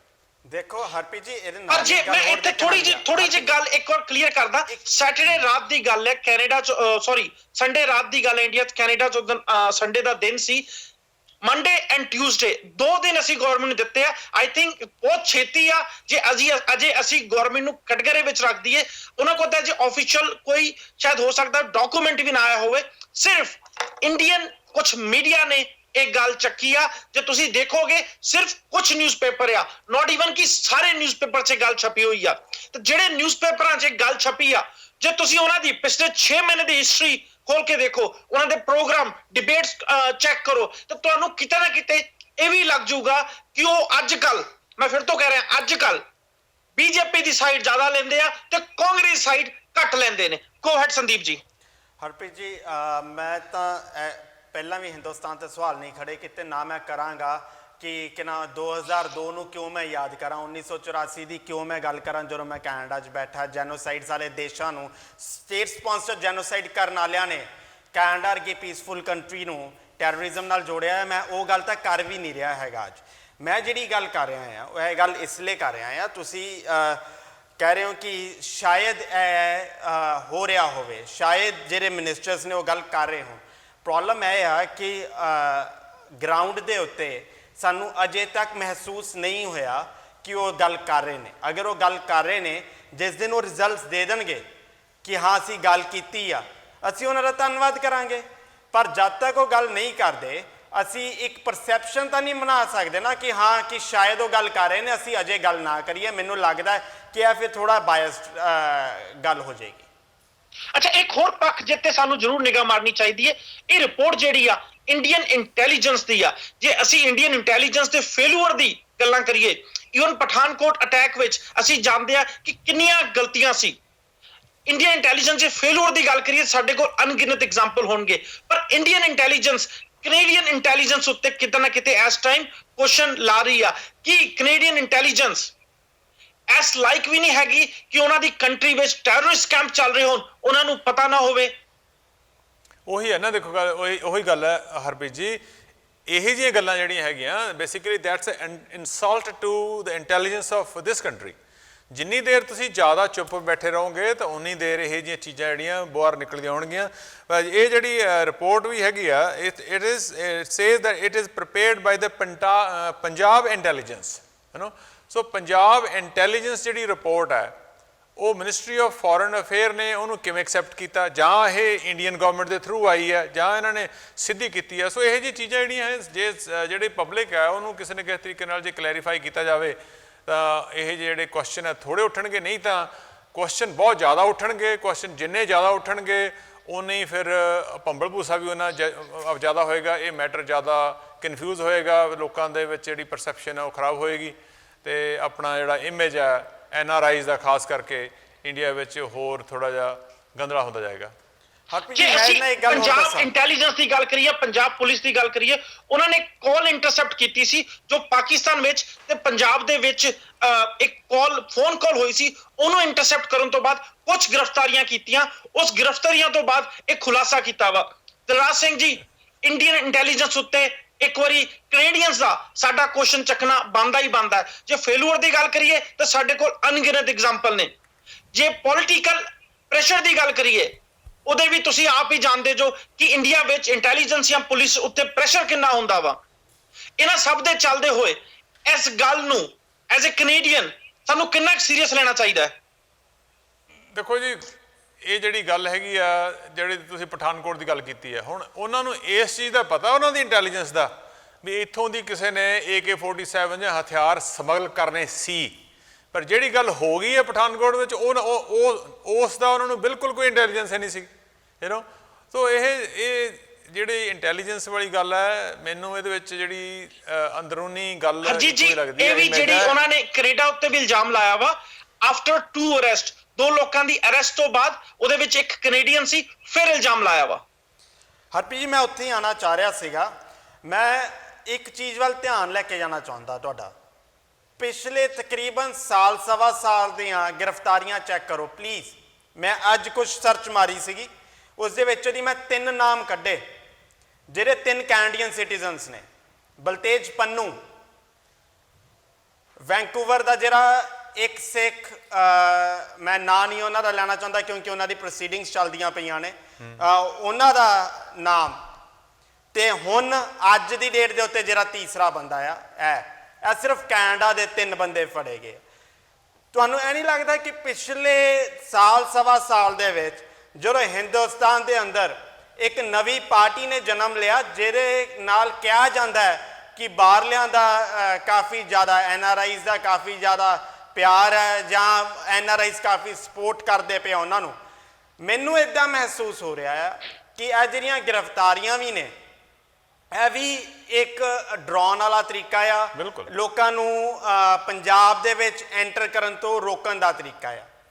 ਮੈਂ ਇਸ ਮਸਲੇ ਦੇ ਉੱਤੇ ਵੀ ਅੱਜ ਇੱਥੇ ਆਉਣ ਤੋਂ ਪਹਿਲਾਂ ਇੱਕ ਚਿੱਠੀ ਪਾ ਕੇ ਆਇਆ ਆ, ਤੇ ਮੈਂ ਆਸ ਕਰਦਾ ਹਾਂ ਕਿ ਸਰਕਾਰ ਇਸ ਦੇ ਉੱਤੇ ਕੰਮ ਵੀ ਕਰੇਗੀ ਕਿ ਗ੍ਰਿਫਤਾਰੀਆਂ ਹੋਈਆਂ, ਅਗਰ ਉਹਨਾਂ ਨੇ ਗਲਤੀਆਂ, ਇੱਕ ਸੈਕਿੰਡ ਦਿਲਰਾਜ ਜੀ, ਅਗਰ ਗ੍ਰਿਫਤਾਰੀਆਂ ਹੋਈਆਂ, ਅਗਰ ਉਹ ਗਲਤ ਨੇ, ਅਗਰ ਉਹ ਕਲਪ੍ਰਿਟਸ ਨੇ, ਉਹਨੂੰ ਜ਼ਰੂਰ ਸਜ਼ਾ ਹੋਣੀ ਚਾਹੀਦੀ ਹੈ। ਪਰ ਮੈਂ ਮਹਿਸੂਸ ਕਰ ਰਿਹਾ ਸੀ ਪਿਛਲੇ 4 ਦਿਨ ਪਹਿਲਾਂ ਦੀ ਇੱਕ ਰਿਪੋਰਟ ਤੋਂ ਕਿ 2007 ਦੇ ਵਿੱਚ ਇੱਕ ਪੋਲੀਟੀਕਲ ਰਾਈਵਰੀ ਨੂੰ ਅੰਦਰ ਕੀਤਾ ਗਿਆ, ਲੁਧਿਆਣੇ ਦਾ ਸ਼ਾਇਦ ਇਹ ਕੇਸ ਆ, ਤੇ ਉਹਨੂੰ ਹੁਣ ਉਹ ਜਾ ਕੇ 2016 ਦੇ ਵਿੱਚ ਉਹ ਜਾ ਕੇ ਕੇਸ ਖਤਮ ਹੋਇਆ ਆ। ਮੈਂ ਇੱਕ ਵੈਂਕੂਵਰ ਵਾਲੇ ਜਿਹੜੀ ਗੱਲ ਕਰ ਰਿਹਾ, ਜਾਂ ਬਲਤੇਜ ਪੰਨੂ ਦੀ ਅਗਰ ਗੱਲ ਕਰਾਂ, ਅਗਰ ਇੰਨੇ ਸਾਲ ਇਹਨਾਂ ਕੈਨੇਡੀਅਨ ਸਿਟੀਜ਼ਨਸ ਦੇ ਕੇਸ ਪੰਜਾਬ ਦੇ ਵਿੱਚ ਚੱਲਣੇ ਨੇ, ਤੇ ਉਹ ਪੰਜਾਬ ਤੋਂ ਬਾਹਰ ਕੈਨੇਡਾ 'ਚ ਐਂਟਰ ਨਹੀਂ ਕਰ ਸਕਦੇ ਇੰਨੇ ਸਾਲਾਂ ਵਾਸਤੇ, ਤੇ ਕੱਲ੍ਹ ਨੂੰ ਉਹ ਅਗਰ ਬੇਕਸੂਰ ਸਾਬਤ ਹੁੰਦੇ ਨੇ, ਤੇ ਪੰਜਾਬ ਸਰਕਾਰ ਜਾਂ ਪੰਜਾਬ ਦੇ ਕੌਂਸਟੀਟਿਊਸ਼ਨ ਜਾਂ ਹਿੰਦੁਸਤਾਨ ਵਾਲੇ ਜਿਹੜੇ ਨੇ ਕੌਂਸਟੀਟਿਊਸ਼ਨ ਦਾ ਜਿਹੜਾ ਉਹਨਾਂ ਦਾ ਤਰੀਕਾ ਆ, ਉਸ ਦੇ ਵਿੱਚ ਤਾਂ ਉਹ ਇੰਨੇ ਸਾਲਾਂ ਲਈ ਉਹਨਾਂ ਨੇ ਤੁਹਾਨੂੰ ਕੋਈ ਕੰਪਨਸੇਸ਼ਨ ਵੀ ਨਹੀਂ ਦੇਣੀ, ਉਹਨਾਂ ਦੇ ਤਾਂ ਇੰਨੇ ਸਾਲ ਬਰਬਾਦ ਹੋਣ ਤੋਂ ਬਾਅਦ ਚੋਂ they are getting nothing out of it. So ਮੈਂ ਇਸ ਮੀਡੀਅਮ ਰਾਹੀਂ ਵੀ ਰਿਕੁਐਸਟ ਕਰਨ ਲੱਗਿਆ ਤੇ ਮੈਂ ਕੈਨੇਡੀਅਨ ਗਵਰਨਮੈਂਟ ਨੂੰ ਰਿਟਨ ਲੈਟਰ ਵੀ ਅੱਜ ਭੇਜੀ ਆ ਕਿ ਜਿਹੜੇ ਬੰਦੇ ਕੈਨੇਡੀਅਨ ਸਿਟੀਜ਼ਨਸ ਹੁੰਦੇ ਆ ਉਹਨਾਂ ਨੂੰ ਅਰੈਸਟ ਕੀਤਾ ਜਾਂਦਾ, ਉਹਨਾਂ ਕੇਸ ਜ਼ਰੂਰ ਚੱਲਣਾ ਚਾਹੀਦਾ ਉੱਥੇ, ਪਰ ਉਹ 10-10 12-12 ਸਾਲ ਨਹੀਂ ਹੋਣਾ ਚਾਹੀਦਾ, ਫਾਸਟ ਪ੍ਰੋਸੈਸ ਹੋਣਾ ਚਾਹੀਦਾ ਸੋ ਦੁੱਧ ਦਾ ਦੁੱਧ ਤੇ ਪਾਣੀ ਦਾ ਪਾਣੀ ਹੋਵੇ ਤੇ ਪਤਾ ਚੱਲੇ ਕਿ ਕਸੂਰਵਾਰ ਸੀਗੇ ਵੀ ਕਿ ਵਿਚਾਰਿਆਂ ਨੇ ਐਵੇਂ ਆਪਣੇ ਜ਼ਿੰਦਗੀ ਦੇ ਇੰਨੇ ਸਾਲ ਉੱਥੇ ਰਹਿ ਕੇ ਬਰਬਾਦ ਕੀਤੇ ਨੇ। ਪੂਰੇ ਪ੍ਰੋਸੈਸ ਦੇ ਵਿੱਚ ਸਾਰਾ ਪੋਲੀਟੀਕਲ ਰਾਈਵਲਰੀ ਦਾ ਮੈਨੂੰ ਜ਼ਿਆਦੀ ਬਦਬੂ ਆ ਰਹੀ ਆ। ਹੋ ਸਕਦਾ ਕੋਈ ਕਸੂਰਵਾਰ ਵੀ ਹੋਵੇ ਪਰ ਉਹ ਤਾਂ ਰਿਜ਼ਲਟਸ ਆ ਕੇ ਹੀ ਪਤਾ ਚੱਲੇਗਾ ਨਾ। ਉਹ ਤਾਂ ਅੱਜ ਤੋਂ ਜਿਸ ਹਿਸਾਬ ਨਾਲ ਸਪੀਡਿੰਗ ਹੈ ਇਹਨਾਂ ਦੀ ਉਸ ਹਿਸਾਬ ਨਾਲ 4 ਸਾਲ 5 ਸਾਲ 10 ਸਾਲ ਤੱਕ ਤਾਂ ਸਾਨੂੰ ਫਿਰ ਵੇਟ ਕਰਨੀ ਪਵੇਗੀ ਉਹਦੀ। ਇੱਕ ਗੱਲ ਮੈਂ ਕਲੀਅਰ ਕਰ ਦੇਣਾ ਚਾਹੁੰਦਾ, ਬਾਰ-ਬਾਰ ਸਾਡੇ ਸ਼ੋਅ 'ਚ ਮੈਸੇਜ ਆ ਰਿਹਾ ਕਿ ਐਨਆਰਆਈ ਆਪ ਦੇ ਸਪੋਰਟਰ ਨੇ, ਐਨਆਰਆਈ ਆਮ ਆਦਮੀ ਪਾਰਟੀ ਦੇ ਵੀ ਸਪੋਰਟਰ ਨੇ, ਕਾਂਗਰਸ ਦੇ ਵੀ ਸਪੋਰਟਰ ਨੇ ਤੇ ਸ਼ਾਇਦ ਅਕਾਲੀ ਦਲ ਤੇ ਬੀਜੇਪੀ ਦੇ ਵੀ ਸਪੋਰਟਰ ਨੇ। ਇਹ ਜ਼ਰੂਰ ਹੋ ਸਕਦਾ ਕਿ ਇੱਕ ਪਾਰਟੀ ਵੱਲ ਉਹਨਾਂ ਦਾ ਥੋੜਾ ਜ਼ਿਆਦਾ ਝੁਕਾਅ ਹੋਵੇ, ਪਰ ਇਹ ਮੈਸੇਜ ਸਾਨੂੰ ਨਹੀਂ ਦੇਣਾ ਚਾਹੀਦਾ ਕਿ ਸਾਰੇ ਐਨਆਰਆਈ ਕਿ ਇੱਕ ਪਾਰਟਿਕੂਲਰ ਪਾਰਟੀ ਦੇ ਸਪੋਰਟਰ ਨੇ। ਗੋ ਹੈਡ ਦਿਲਰਾਜ ਜੀ। ਮੈਂ ਨਹੀਂ ਲਿਆ ਸੀ ਕਿਸੇ ਪਾਰਟੀ ਦਾ ਜੀ, ਕੋਈ ਇਹਦੇ ਵਿੱਚ ਇਹ ਨਹੀਂ ਕਿ ਸਾਰੇ ਐਨਆਰਆਈਆਂ ਨੂੰ ਡਰਾਉਣ ਦੀ ਕੋਸ਼ਿਸ਼ ਹੈਗੀ ਹੈ। ਕਿਉਂ ਸਾਰੇ ਡਰਨਗੇ? ਹਰਜੀਤ ਜੀ ਆਪਣੇ ਨਾਲ ਬੈਠੇ ਹੁਣੇ ਦੱਸਦੇ ਪਏ ਸੀਗੇ ਕਿ ਪਿੱਛੋਂ ਇੰਡੀਆ ਆਏ ਆ, ਸ਼ੋਅ ਸ਼ੁਰੂ ਹੋਣ ਤੋਂ ਪਹਿਲੇ ਦੱਸਦੇ ਪਏ ਸੀ ਕਿ ਥੋੜੇ ਦਿਨ ਪਹਿਲੇ ਇੰਡੀਆ ਹੋ ਕੇ ਆਏ ਆ। ਕੀ ਇਹਨਾਂ ਨੂੰ ਕਿੰਨੀਆਂ ਪਰੇਸ਼ਾਨੀਆਂ ਹੋਈਆਂ, ਕਿੰਨਾ ਇਹਨਾਂ ਨੂੰ ਡਰਾਇਆ ਗਿਆ, ਕਿੰਨਾ ਇਹਨਾਂ ਦੇ ਕੇਸ ਪਾਏ ਗਏ, ਜਾਂ ਇੱਕ ਸਰਦੀਆਂ ਦੇ ਵਿੱਚ ਗਰਮੀਆਂ ਵਿੱਚ ਅਨੇਕਾਂ ਐਨਆਰਆਈ ਅੱਡ ਮੁਲਕਾਂ ਤੋਂ ਪੰਜਾਬ ਵਿੱਚ ਆਉਂਦੇ ਹੈਗੇ ਆ। ਮੈਂ ਤਾਂ ਕਦੀ ਕੋਈ ਏਦਾਂ ਦੇਖਿਆ ਨਹੀਂ ਕਿ ਬੜੇ ਕੇਸ ਕੋਈ ਪੈਂਦੇ ਹੋਣ। ਪਹਿਲੀ ਚੀਜ਼। ਦੂਜੀ ਚੀਜ਼, ਤੁਸੀਂ ਕਿਹਾ ਕਿ ਇੰਡੀਅਨ ਏਜੰਸੀਜ਼ ਦਾ ਫੇਲੀਅਰ ਸੀ ਪਠਾਨਕੋਟ ਅਟੈਕ। ਬਿਲਕੁਲ, ਕਦੀ ਏਜੰਸੀਜ਼ ਫੇਲ ਹੁੰਦੀਆਂ, ਕਦੀ ਪਾਸ ਹੁੰਦੀਆਂ। ਏਦਾਂ ਤਾਂ ਯੂਐਸ ਵਿੱਚ 9/11 ਹੋ ਗਿਆ ਸੀਗਾ। ਕੀ ਉਹ ਪੂਰੀ ਏਜੰਸੀਆਂ ਨੂੰ ਆਪਾਂ ਫੇਲ ਹੀ ਕਰ ਦਈਏ ਜੇ ਇੱਕ 9/11 ਹੋ ਗਿਆ? ਪੈਰਿਸ ਵਿੱਚ, ਫਰਾਂਸ ਦੇ ਵਿੱਚ ਅਟੈਕ ਰੋਜ਼ ਹੁੰਦੇ ਪਏ ਆ, ਕੀ ਉਹਨਾਂ ਨੂੰ ਬਿਲਕੁਲ ਫੇਲੀਅਰ ਹੀ ਕਰ ਦਈਏ? ਕੁਛ ਫੜ ਲੈਂਦੀਆਂ, ਕੁਛ ਨਹੀਂ ਫੜੀਆਂ ਜਾਂਦੀਆਂ। ਉਹ ਵੀ ਹਿਊਮਨ ਐਰਰ ਹਰ ਜਗ੍ਹਾ ਹੁੰਦੇ ਆ। ਕੋਈ ਉਹ ਵੀ 100% ਸਿਸਟਮ ਤਾਂ FBI ਨਹੀਂ ਹੈਗੀ। ਬਾਕੀ ਤਾਂ ਆਪਾਂ ਗੱਲਾਂ ਹੀ ਛੱਡ ਦਈਏ। ਜੇ ਇੱਕ ਫੇਲੀਅਰ ਹੋ ਗਿਆ, 2 ਫੇਲੀਅਰ ਹੋ ਗਏ, 10 ਫੇਲੀਅਰ ਹੋ ਗਏ, ਤੇ ਜੇ ਪੁਲਿਸ ਆਪਣਾ ਕੰਮ ਕਰਦੀ ਹੈ, ਅਸੀਂ ਕਹਿੰਦੇ ਹਾਂ ਕਿ ਤੁਸੀਂ ਆਪਣਾ ਕੰਮ ਕਿਉਂ ਕਰਦੇ ਹੋ ਸਕਦਾ ਸੰਦੀਪ ਜੀ ਜਿੱਦਾਂ ਕਹਿੰਦੇ ਆ ਕਿ ਗਲਤ ਗ੍ਰਿਫਤਾਰੀਆਂ ਹੋਣ, ਪਰ ਇਹ ਵੀ ਹੋ ਸਕਦਾ ਕਿ ਸ਼ਾਇਦ ਇਹ ਸਹੀ ਵੀ ਗ੍ਰਿਫਤਾਰੀਆਂ ਹੋਣ। ਆਪਾਂ ਨੂੰ ਦੋਨੋਂ ਪਹਿਲੂ ਦੇਖਣੇ ਚਾਹੀਦੇ ਆ। ਸਬਦੀਪ ਜੀ, ਮੈਂ ਇਹਦੇ ਨਾਲ ਇੱਕ ਗੱਲ ਹੋਰ ਜੋੜਨਾ ਚਾਹੁੰਦਾ ਹੈ ਕਿ ਜਦੋਂ ਮੈਨੂੰ ਲੈਣਾ ਚਾਹੂੰਗਾ। ਹਾਂ, ਇੱਕ ਸੈਕਿੰਡ ਜੀ। ਦੇਖੋ ਹਰਪ੍ਰੀਤ ਜੀ, ਮੈਂ ਪਹਿਲਾਂ ਵੀ ਇਹ ਗੱਲ ਕਹੀ ਸੀ ਕਿ ਜਦੋਂ ਸਰਕਾਰੀ ਪੱਧਰ ਦੇ ਉੱਤੇ ਸਵਾਲ ਉੱਠਦਾ ਉਦੋਂ ਉਹਦਾ ਜਵਾਬ ਵੀ ਸਰਕਾਰੀ ਪੱਧਰ ਉੱਤੇ ਉੱਠਦਾ। ਇਹਦੇ ਤੇ ਕੋਈ ਬੰਦਾ ਇਹ ਸਫਾਈ ਦੇਵੇ ਕਿ ਲਿਬਰਲ ਪਾਰਟੀ ਦੇ ਵੱਲੋਂ ਆਹ ਕੀਤਾ ਗਿਆ, ਉਹ ਬੜੀ ਚੰਗੀ ਪਾਰਟੀ ਆ, NDP ਆਹ ਕਰ ਰਹੀ ਆ, ਉਹਨੇ ਉਹ ਇਸ ਕਰਕੇ ਉਹ ਸਾਰਿਆਂ ਨਾਲੋਂ ਚੰਗੀ ਪਾਰਟੀ ਆ, ਫਲਾਣੇ ਨੇ ਜਵਾਬ ਨਹੀਂ ਦਿੱਤਾ ਇਸ ਕਰਕੇ ਸਭ ਤੋਂ ਮਾੜੀ ਪਾਰਟੀ ਆ। ਮੈਨੂੰ ਨਹੀਂ ਲੱਗਦਾ ਕਿ ਇਹ ਇਸ਼ੂ ਹੀ ਨਹੀਂ ਹੈ ਕਿ ਕੈਨੇਡਾ ਦੇ ਵਿੱਚ ਕਿਹੜੀ ਪਾਰਟੀ ਬਿਹਤਰ ਪਾਰਟੀ ਹੈ। ਜਦੋਂ ਸਵਾਲ ਸਰਕਾਰੀ ਪੱਧਰ ਤੇ ਉੱਠ ਕੇ ਆਇਆ ਤਾਂ ਇਹਦਾ ਜਵਾਬ ਸਰਕਾਰੀ ਪੱਧਰ ਦੇ ਉੱਤੇ ਹੀ ਮਿਲਣਾ, ਔਰ ਸਰਕਾਰੀ ਪੱਧਰ ਦੇ ਉੱਤੇ ਵੀ ਹਰ MP ਨੇ ਜਵਾਬ ਨਹੀਂ ਦੇਣਾ ਹੁੰਦਾ।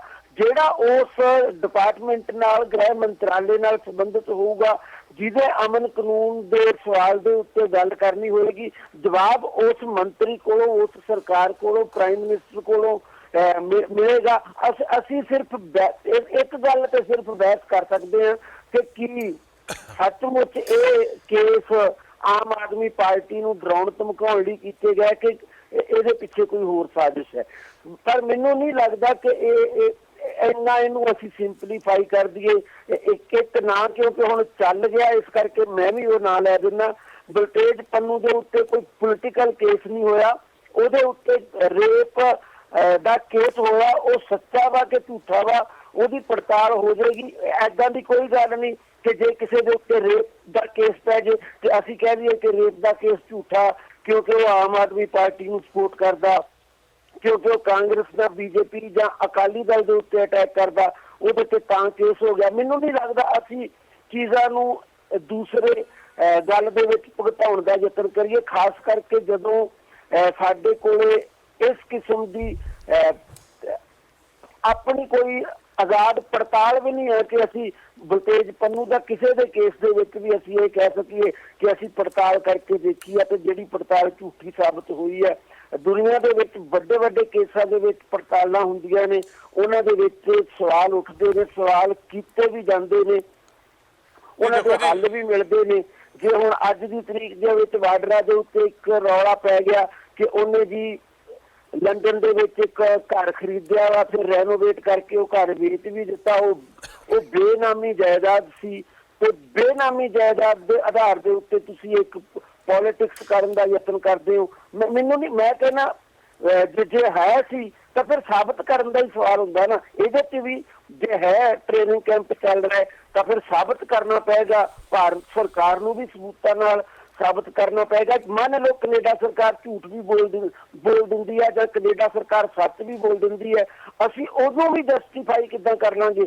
ਅਸੀਂ ਰੋਜ਼ ਇਲਜ਼ਾਮ ਲਾਉਂਦੇ ਹਾਂ ਪਾਕਿਸਤਾਨ ਦੇ ਵਿੱਚ ਫਲਾਂ ਅੱਤਵਾਦੀ ਬੈਠਾ, ਪਾਕਿਸਤਾਨ ਸਰਕਾਰ ਮੁੱਕਰ ਜਾਂਦੀ ਹੈ, ਫਿਰ ਕੀ ਪਾਕਿਸਤਾਨ ਦੀ ਸਰਕਾਰ ਨੂੰ ਅਸੀਂ ਸੱਚੀ ਸਰਕਾਰ ਮੰਨ ਲਵਾਂਗੇ? ਇਸ ਕਰਕੇ ਜਿੰਨਾ ਚਿਰ ਸਾਡੇ ਕੋਲ ਕੋਈ ਆਜ਼ਾਦ ਪੜਤਾਲ ਨਹੀਂ, ਅਸੀਂ ਇਹਨੂੰ ਆਪਣੀ ਪੋਲਿਟਿਕਸ ਦੇ ਹਿਸਾਬ ਦੇ ਨਾਲ ਬਿਆਨ ਕਰੀਏ, ਇੱਕ ਦੇਸ਼ ਨੂੰ ਦੁੱਕੀ ਤਿੱਕੀ ਕਹਿ ਲਈਏ, ਦੂਸਰੀ ਗੱਲ ਕਰ ਲਈਏ, ਮੈਨੂੰ ਨਹੀਂ ਲੱਗਦਾ ਇਹ ਜਸਟੀਫਾਈਡ ਹੈ। ਹਾਂਜੀ, ਮੈਂ ਤੁਹਾਨੂੰ ਇੱਕ ਜਿਹੜੀ ਸੰਦੀਪ ਨੇ ਲਿਬਰਲ ਦਾ ਨਾਂ ਕਈ ਵਾਰੀ ਲਿਆ, ਕਿਉਂਕਿ ਉਹ ਇਸ ਕਰਕੇ ਲਿਆ ਕਿਉਂਕਿ ਲਿਬਰਲ ਵਾਲੇ ਇਹਨਾਂ ਨੂੰ ਜਿੰਨੀ ਦੇਰ ਇਹਨਾਂ ਨੂੰ ਗਵਰਨਮੈਂਟ ਬਣੀ ਹੋਈ ਹੈ, ਕੋਈ ਵੀ ਇਹਨਾਂ ਨੇ ਕੰਮ ਕੀਤਾ ਨਾ, they always use their name liberal government of Canada.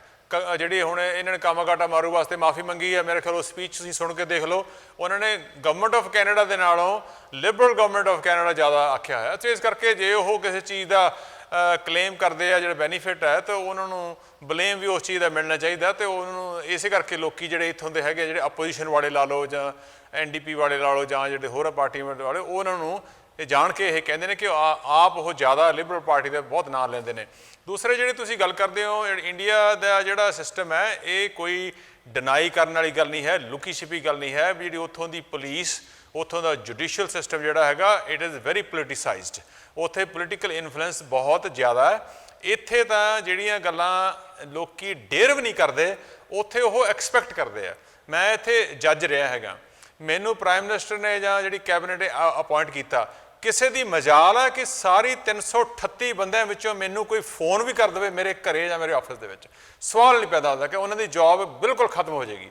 ਤੇ ਇਸ ਕਰਕੇ ਉੱਥੇ ਤਾਂ ਇਹ ਆ ਵੀ ਜਿੰਨਾ ਚਿਰ ਤੁਸੀਂ ਪੋਲੀਟੀਕਲ ਬੰਦੇ ਦੀ ਤੁਹਾਨੂੰ ਸ਼ਹਿ ਨਹੀਂ ਹੁੰਦੀ, ਉਹਦੀ ਗ੍ਰੀਨ ਲਾਈਟ ਨਹੀਂ ਹੁੰਦੀ, ਤੁਸੀਂ ਦੇਖੋਗੇ ਕਈ ਐਸੇ ਨੇ FIR ਨਹੀਂ ਲਿਖੀ ਜਾਂਦੀ 21 ਸਾਲ, ਤੇ ਕਈ ਜਦੋਂ ਉਹਦਾ ਪੋਲੀਟੀਕਲ ਇੰਟਰਸਟ ਹੈ ਤਾਂ ਉਹ ਦੋਵਾਂ ਤਿੰਨਾਂ 'ਚ ਬੰਦਾ ਚੱਕ ਕੇ ਅੰਦਰ ਵੀ ਹੋ ਜਾਂਦਾ। ਤੇ ਇਸ ਕਰਕੇ ਤੁਸੀਂ ਇੰਡੀਆ 'ਚ ਬੈਠੇ ਬਿਲਕੁਲ ਡਿਨਾਈ ਨਹੀਂ ਕਰ ਸਕਦੇ, ਦੁੱਧ ਧੋਤੇ ਨਹੀਂ ਬਣ ਸਕਦੇ ਇਹੋ ਜਿਹੀਆਂ ਗੱਲਾਂ ਕਰਕੇ ਵੀ ਆਹ ਇਸ ਤਰ੍ਹਾਂ ਹੋ ਜਾਊਗਾ, ਆਹ ਇਸ ਤਰ੍ਹਾਂ ਹੋ ਜਾਊਗਾ। ਇਹ ਨਹੀਂ ਹੈਗਾ। ਵੀ ਆਲ ਨੋ ਦੈਟ ਵੀ ਉੱਥੋਂ ਦਾ ਜਿਹੜਾ ਪੁਲਿਸ ਵੀ ਲਾ ਲਓ ਜਾਂ ਜਿਹੜੀਆਂ ਚੀਜ਼ਾਂ ਉਹਦੇ ਵਿੱਚ ਪੋਲੀਟੀਕਲ ਇਨਫਲੂਐਂਸ ਬਹੁਤ ਜ਼ਿਆਦਾ। ਇਸੇ ਕਰਕੇ ਹੀ ਜਿਹੜਾ ਇਹ ਕੰਮ ਜ਼ਿਆਦਾ ਗੰਧਲਾ ਹੁੰਦਾ, ਇਸੇ ਕਰਕੇ ਅਸੀਂ ਉਸ ਨੂੰ ਜ਼ਿਆਦਾ ਸ਼ੱਕ ਨਾਲ ਦੇਖਦੇ ਹਾਂ, ਇਸੇ ਕਰਕੇ ਜਿਹੜੇ NRIs ਨੇ ਉਹ ਡਰਦੇ ਨੇ। ਮੈਂ ਕਹਿੰਦਾ ਵੀ ਮੈਂ ਉੱਥੇ ਜਾਣਾ ਠੀਕ ਹੈ, ਮੇਰੇ ਨਾਲ ਨਹੀਂ ਹੁੰਦੀ, ਪਰ ਬਹੁਤ ਬੰਦੇ ਐਸੇ ਨੇ ਇਸ ਕਰਕੇ ਨਹੀਂ ਜਾਂਦੇ ਵੀ ਸਾਡੇ ਨਾਲ ਹੋਊਗੀ, ਕਿਉਂਕਿ ਉਹਨਾਂ ਦੇ ਕਿਸੇ ਨੇ ਕਿਸੇ ਰਿਸ਼ਤੇਦਾਰ ਨਾਲ ਉੱਥੋਂ ਦਾ ਇਨਫਲੂਐਂਸ ਦਾ ਬੰਦਾ ਹੋਊਗਾ, ਉਹਨੇ ਕਿਸੇ ਨੇ ਕਰਾਇਆ ਹੋਊਗਾ, ਕਿਸੇ ਦੀ ਲੱਗਦੀ ਹੋਊਗੀ। ਇਸ ਕਰਕੇ ਕਿੰਨੀ ਕੁ ਪਰਸੈਂਟੇਜ ਹੋਊਗੀ ਜਿਹੜੀ ਤੁਸੀਂ ਕਹਿ ਰਹੇ ਹੋ ਡਰਦੇ ਨਹੀਂ ਜਾਂਦੇ? ਮੇਰਾ ਖਿਆਲ ਹੈ ਵੀ ਕਾਫੀ ਪਰਸੈਂਟੇਜ ਹੈ। ਮੈਂ ਤੁਹਾਨੂੰ ਆਪਣੀ ਗੱਲ ਦੱਸ ਦਿੰਦਾ, ਮੇਰੇ ਜਦੋਂ ਕਿਉਂਕਿ ਮੈਨੂੰ ਇਦਾਂ ਦਾ ਕੋਈ ਵੀ ਕੈਨੇਡੀਅਨ ਨਹੀਂ ਜਾਣਦਾ, ਮੈਨੂੰ ਇਦਾਂ ਦਾ ਕੋਈ ਵੀ ਪੰਜਾਬੀ ਕੈਨੇਡੀਅਨ ਨਹੀਂ ਜਾਣਦਾ ਜਿਹਨੇ ਮੈਨੂੰ ਕਦੀ ਇਹ ਕਿਹਾ ਹੋਵੇ ਮੈਂ ਇੰਡੀਆ ਡਰਦਾ ਨਹੀਂ ਜਾਂਦਾ ਕਿਉਂਕਿ ਉੱਥੇ ਪੋਲੀਟੀਕਲ ਸਿਸਟਮ ਕਰਪਟ ਆ। ਭਾਜੀ ਕਿਹੜਾ ਬੰਦਾ ਆਪਣੇ ਮੂੰਹ ਤੋਂ ਇਦਾਂ ਕਹੂਗਾ? ਨਹੀਂ ਜੀ, ਮੈਂ ਤਾਂ ਨਹੀਂ ਇਹ ਕਹਿੰਦਾ। ਮੈਨੂੰ ਤੁਸੀਂ ਇੱਕ ਜਾਂ ਦੋ ਨਾਮ ਦੇ ਸਕਦੇ ਜੀ। ਹਾਂ, ਆਪਾਂ ਇਹ ਤਾਂ ਕਹਿ ਸਕਦੇ ਹਾਂ ਕਿ ਜਿਹੜੇ ਬੰਦਿਆਂ ਨੇ ਪੋਲੀਟੀਕਲ ਅਸਾਈਲਮ ਲਈ ਹੋਵੇ ਉਹ ਸ਼ਾਇਦ ਡਰਦੇ ਨਾ ਜਾਂਦੇ ਹੋਣ। ਬਾਕੀ ਜਿਹੜੀ ਬਹੁਤ ਗਿਣਤੀ ਉੱਥੇ ਰਹਿੰਦੀ ਹੈ, ਉੱਥੇ ਦੀ ਸਿਟੀਜ਼ਨ ਹੈ, ਜਿਨ੍ਹਾਂ ਦਾ ਕਿਸੇ ਵੀ ਖਾਲਿਸਤਾਨ ਗਰੁੱਪ ਜਾਂ ਹੋਰ ਕਿਸੇ ਨਾਲ ਨਹੀਂ ਲੈਣਾ ਦੇਣਾ, ਉਹਨਾਂ ਦੇ ਡਰ ਦਾ ਕੋਈ ਲੌਜਿਕ ਹੀ ਨਹੀਂ ਬਣਦਾ। ਉਹਨਾਂ ਨੇ ਕਿਉਂ ਡਰਨਾ? ਉਸ ਦਿਨ ਆਪਣਾ ਕੋਈ ਹੋਰ ਪੋਲੀਟੀਕਲ, ਉਹਨਾਂ ਦਾ ਪਤਾ ਕੀ, ਕਈ ਵਾਰੀ ਪੋਲੀਟੀਕਲ ਬੰਦਿਆਂ ਦੀ ਉੱਥੇ ਜਿਹੜੀ ਇਨਵੋਲਵਮੈਂਟ ਦੀ ਆਪਣੀ ਕੋਈ ਦੁਸ਼ਮਣੀ ਹੁੰਦੀ ਹੈ, ਉਹਨਾਂ ਚੀਜ਼ਾਂ ਕਰਕੇ ਉਹਨਾਂ ਦਾ ਪੋਲੀਟੀਕਲ ਬੰਦੇ ਨਾਲ ਲਿੰਕ ਹੁੰਦਾ ਹੈ, ਉਹਨਾਂ ਚੀਜ਼ਾਂ ਤੋਂ ਡਰਦੇ ਆ। ਪਰ ਆਹ ਜਿਹੜਾ ਮਾਹੌਲ ਆ ਨਾ, ਮੈਂ ਪਿਛਲੀ ਇਲੈਕਸ਼ਨ ਦੇ ਵਿੱਚ 2011 'ਚ ਗਿਆ ਸੀ, ਇੱਕ ਪਿੰਡ ਸੀ ਫੱਲੇਵਾਲ ਪਿੰਡ ਸੀਗਾ, ਉਹਦੇ ਉੱਤੇ 22-23 ਪਰਚੇ ਇੱਕ ਰਾਤ ਦੇ ਵਿੱਚ ਹੋ ਗਏ ਸੀਗੇ। ਸੋ ਇਸ ਕਰਕੇ ਜਦੋਂ ਇਹੋ ਜਿਹੀਆਂ ਗੱਲਾਂ ਹੁੰਦੀਆਂ, ਉਹਨਾਂ ਦੀ ਜਦੋਂ ਗੱਲਾਂ ਲੋਕੀ ਸੁਣਦੇ ਨੇ, ਉਹ ਜਿਹੜੇ ਹੁਣ ਉਹਨਾਂ ਨੂੰ ਪਤਾ ਉਹਨਾਂ ਗੱਲਾਂ ਦਾ, ਉਹ ਬੰਦੇ ਨਹੀਂ ਜਾਣਗੇ ਡਰਦੇ। ਜਿਹੜਾ ਬੰਦੇ ਦਾ ਕੋਈ ਇਨਫਲੂਐਂਸ ਹੈ ਕਿਸੇ ਨਾ ਕਿਸੇ ਤਰੀਕੇ ਨਾਲ, ਉਹਨਾਂ ਨੂੰ ਉੱਥੋਂ ਦੀ ਜਿਹੜੇ, ਕਿਉਂਕਿ ਇੰਡੀਆ ਭਾਵੇਂ ਜਿੰਨੀ ਮਰਜ਼ੀ ਪੁਲਿਸ ਖਰਾਬ ਹੋ ਜਾਵੇ, ਪਰ ਉੱਥੇ ਫਿਰ ਵੀ ਬਹੁਤ ਇਮਾਨਦਾਰ ਪੁਲਿਸ ਆਫੀਸਰ ਨੇ। ਜਿੰਨੇ ਮਰਜ਼ੀ ਪੋਲੀਟੀਕਲ ਬੰਦੇ ਉੱਥੇ ਖਰਾਬ ਹੋ ਜਾਣ, ਫਿਰ ਵੀ ਬਹੁਤ ਇਮਾਨਦਾਰ ਪੋਲੀਟੀਕਲ ਬੰਦੇ ਹੈਗੇ ਨੇ। ਕਈ ਬੰਦੇ ਮੇਰੇ ਵਰਗੇ ਖੁਸ਼ਕਿਸਮਤ ਹੈ, ਸਾਡੇ ਉਹਨਾਂ ਬੰਦਿਆਂ ਨਾਲ ਲਿੰਕ ਨੇ ਜਾਂ ਕਿਵੇਂ, ਉਹ ਸਾਨੂੰ ਇਨਕਰੇਜ ਕਰਦੇ ਰਹਿੰਦੇ ਆ। ਅਸੀਂ ਸਾਡਾ ਉਹ ਜਿਹੜਾ ਡਰ ਚੱਕਿਆ ਹੋਇਆ, ਪਰ ਕਈ ਬੰਦਿਆਂ ਦਾ ਉਸ ਲੈਵਲ ਦੇ ਉੱਤੇ ਇਨਵੋਲਵਮੈਂਟ ਨਹੀਂ ਹੈਗੀ, ਉਹਨਾਂ ਦਾ ਡਰ ਹੈਗਾ। ਇੱਕ ਚੀਜ਼ ਆਪਾਂ ਮੰਨ ਕੇ ਚੱਲੀਏ ਕਿ ਬਹੁਤ ਘੱਟ ਬੰਦੇ ਹੋਣਗੇ ਜਿਨ੍ਹਾਂ ਦਾ ਤੁਸੀਂ ਡਰ ਵਾਲੀ ਗੱਲ ਕਰਦੇ ਹੋ, ਬਾਰ-ਬਾਰ ਡਰ ਵਾਲੀ ਗੱਲ ਕਰਦੇ ਹੋ। ਬਹੁਤ ਗਿਣਤੀ ਇੱਥੇ ਆਉਂਦੀ ਹੈ। ਜੇ ਆਪਾਂ ਡਾਟੇ ਵੀ ਕੱਢ ਕੇ ਦੇਖੀਏ ਤੇ ਬਹੁਤ ਗਿਣਤੀ ਅੱਡ-ਅੱਡ ਮੁਲਕਾਂ ਤੋਂ ਪੰਜਾਬ ਵਿੱਚ ਆਉਂਦੀ ਹੈ, ਜਿਹੜੇ ਪੰਜਾਬੀ ਬਾਹਰ ਵਸੇ ਹੋਏ ਨੇ ਤੇ ਬੜੇ ਆਰਾਮ ਦੇ ਨਾਲ ਰਾਜੀ ਖੁਸ਼ੀ ਸਾਰਾ ਇੱਥੇ ਰਹਿ ਕੇ ਉਸ ਤੋਂ ਬਾਅਦ ਵਾਪਸ ਜਾਂਦੇ ਆ। ਹਾਂ, ਕੁਝ ਬੰਦੇ ਹੋਣਗੇ ਜਿਹੜੇ ਮੈਂ ਪਹਿਲੇ ਵੀ ਕਹੇ ਕਿ ਪੋਲੀਟੀਕਲ ਅਸਾਈਲਮ ਵਾਲੇ ਹੋ ਸਕਦੇ ਜਾਂ ਹੋਰ ਜਿਨ੍ਹਾਂ ਦੇ ਇਸ਼ੂਜ਼ ਹੋ ਸਕਦੇ ਹੈਗੇ ਆ, ਜਿਹੜੇ ਟੈਰਰਿਜ਼ਮ ਦੇ ਟਾਈਮ ਤੋਂ ਉੱਧਰ ਚਲੇ ਗਏ ਸੀਗੇ, ਹੋ ਸਕਦਾ ਉਹ ਡਰਦੇ ਵੀ ਹੋਣ ਕਿ ਸਰਕਾਰਾਂ ਸਾਡੇ ਤੇ ਦੁਆਰਾ ਨਾ ਪਾ ਦੇਣ, ਪਰ ਬਹੁਤ ਗਿਣਤੀ ਉਹਨਾਂ ਵਿੱਚ ਨਹੀਂ ਆਉਂਦੀ। ਨਹੀਂ, ਜਦੋਂ ਨਾ ਮਾਹੌਲ ਖਰਾਬ ਹੁੰਦਾ, ਦੇਖੋ ਜਦੋਂ ਮਾਹੌਲ ਖਰਾਬ ਹੋ ਜਾਂਦਾ, ਹੁਣ ਜਿਵੇਂ ਜਿਹੜੀ ਸਿਚੁਏਸ਼ਨ ਚੱਲ ਰਹੀ ਹੈ ਢੱਡਰੀਆਂ ਵਾਲੇ ਦੀ ਸੋ ਲਾ ਲਓ, ਦੂਸਰੀ ਲਾ ਲਓ, ਜਦੋਂ ਮਾਹੌਲ ਹੁੰਦਾ ਨਾ, ਮਾਹੌਲ ਖਰਾਬ ਦੇ ਵਿੱਚ ਇਹ ਨਹੀਂ ਵੀ ਤੁਹਾਨੂੰ ਉੱਥੇ ਕਿਸੇ ਨੇ ਤੰਗ ਕਰਨਾ।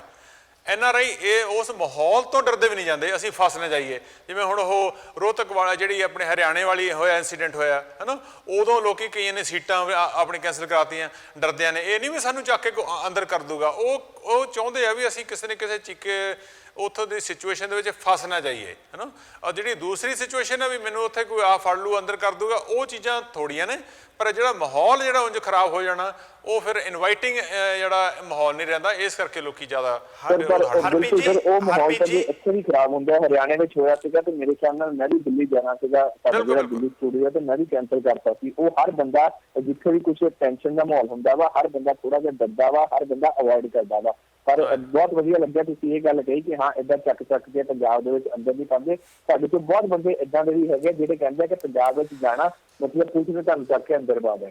ਹਰਪ੍ਰੀਤ ਜੀ ਮੈਂ ਇਸ ਗੱਲ ਜੋੜਨਾ ਚਾਹਾਂਗਾ, ਪਰਸੈਪਸ਼ਨ ਹੁੰਦੀਆਂ ਨੇ ਨਾ, ਉਹਨਾਂ ਨੂੰ ਅਸੀਂ ਤੱਥ ਬਣਾ ਕੇ ਪੇਸ਼ ਨਾ ਕਰੀਏ। ਹੁਣ ਪਰਸੈਪਸ਼ਨ ਦੇ ਆਧਾਰ ਦੇ ਉੱਤੇ ਹੁਣ 5 ਤਰੀਕ ਨੂੰ ਜਾਟ ਅੰਦੋਲਨ ਦੀ ਫਿਰ ਧਮਕੀ ਮਿਲੀ ਆ ਤੇ ਲੋਕੀ ਅੱਜ ਤੋਂ ਹੀ ਇਸ ਗੱਲ ਤੋਂ ਗੁਰੇਜ਼ ਕਰ ਰਹੇ ਆ ਕਿ ਆਪਾਂ ਦਿੱਲੀ ਜਾਈਏ ਕਿ ਨਾ ਜਾਈਏ। ਸੜਕੀ ਰਸਤੇ ਦੇ ਉੱਤੋਂ ਕੀ ਪਤਾ ਫਿਰ ਕੋਈ ਓਦਾਂ ਦੀ ਪ੍ਰੋਬਲਮ ਆ ਜੇ। ਹਾਲਾਂਕਿ ਹੁਣ ਓਦਾਂ ਦੀ ਹੀ ਪ੍ਰੋਬਲਮ ਆ ਜੂਗੀ, ਇਸ ਗੱਲ ਦੀ ਬਹੁਤ ਘੱਟ ਸੰਭਾਵਨਾ ਵਾ, ਕਿਉਂਕਿ ਹਰਿਆਣਾ ਸਰਕਾਰ ਪਿਛਲੇ ਤਜਰਬੇ ਤੋਂ ਇਸ ਵਾਰ ਕਾਫੀ ਸੁਚੇਤ ਆ ਔਰ ਕੋਸ਼ਿਸ਼ ਕਰੇਗੀ ਕਿ ਸ਼ਾਇਦ 5 ਤਰੀਕ ਤੱਕ ਉਂਝ ਹੀ ਮਸਲੇ ਨੂੰ ਸੋਲਵ ਕਰ ਲਿਆ ਜਾਵੇ। ਪਰ ਲੋਕਾਂ ਦੇ ਮਨਾਂ ਅੰਦਰ ਡਰ ਹੈ।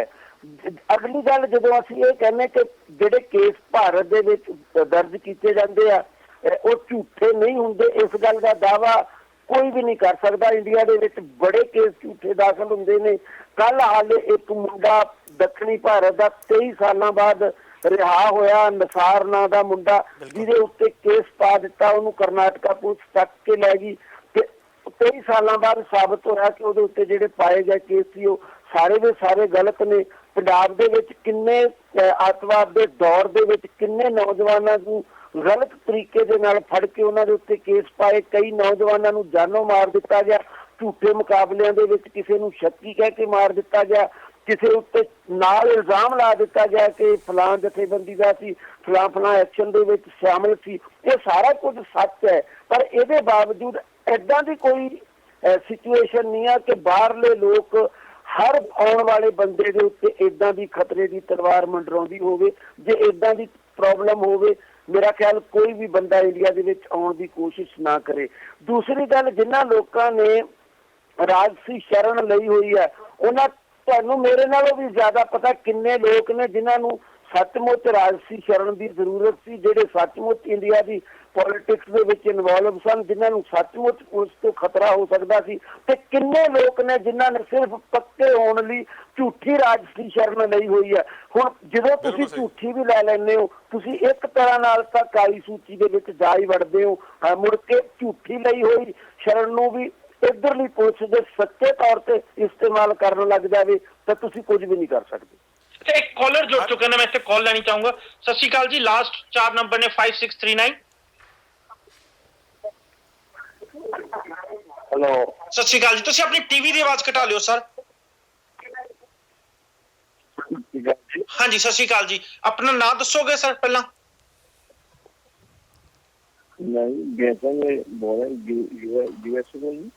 हाँ जी, की कहना चाहोगे?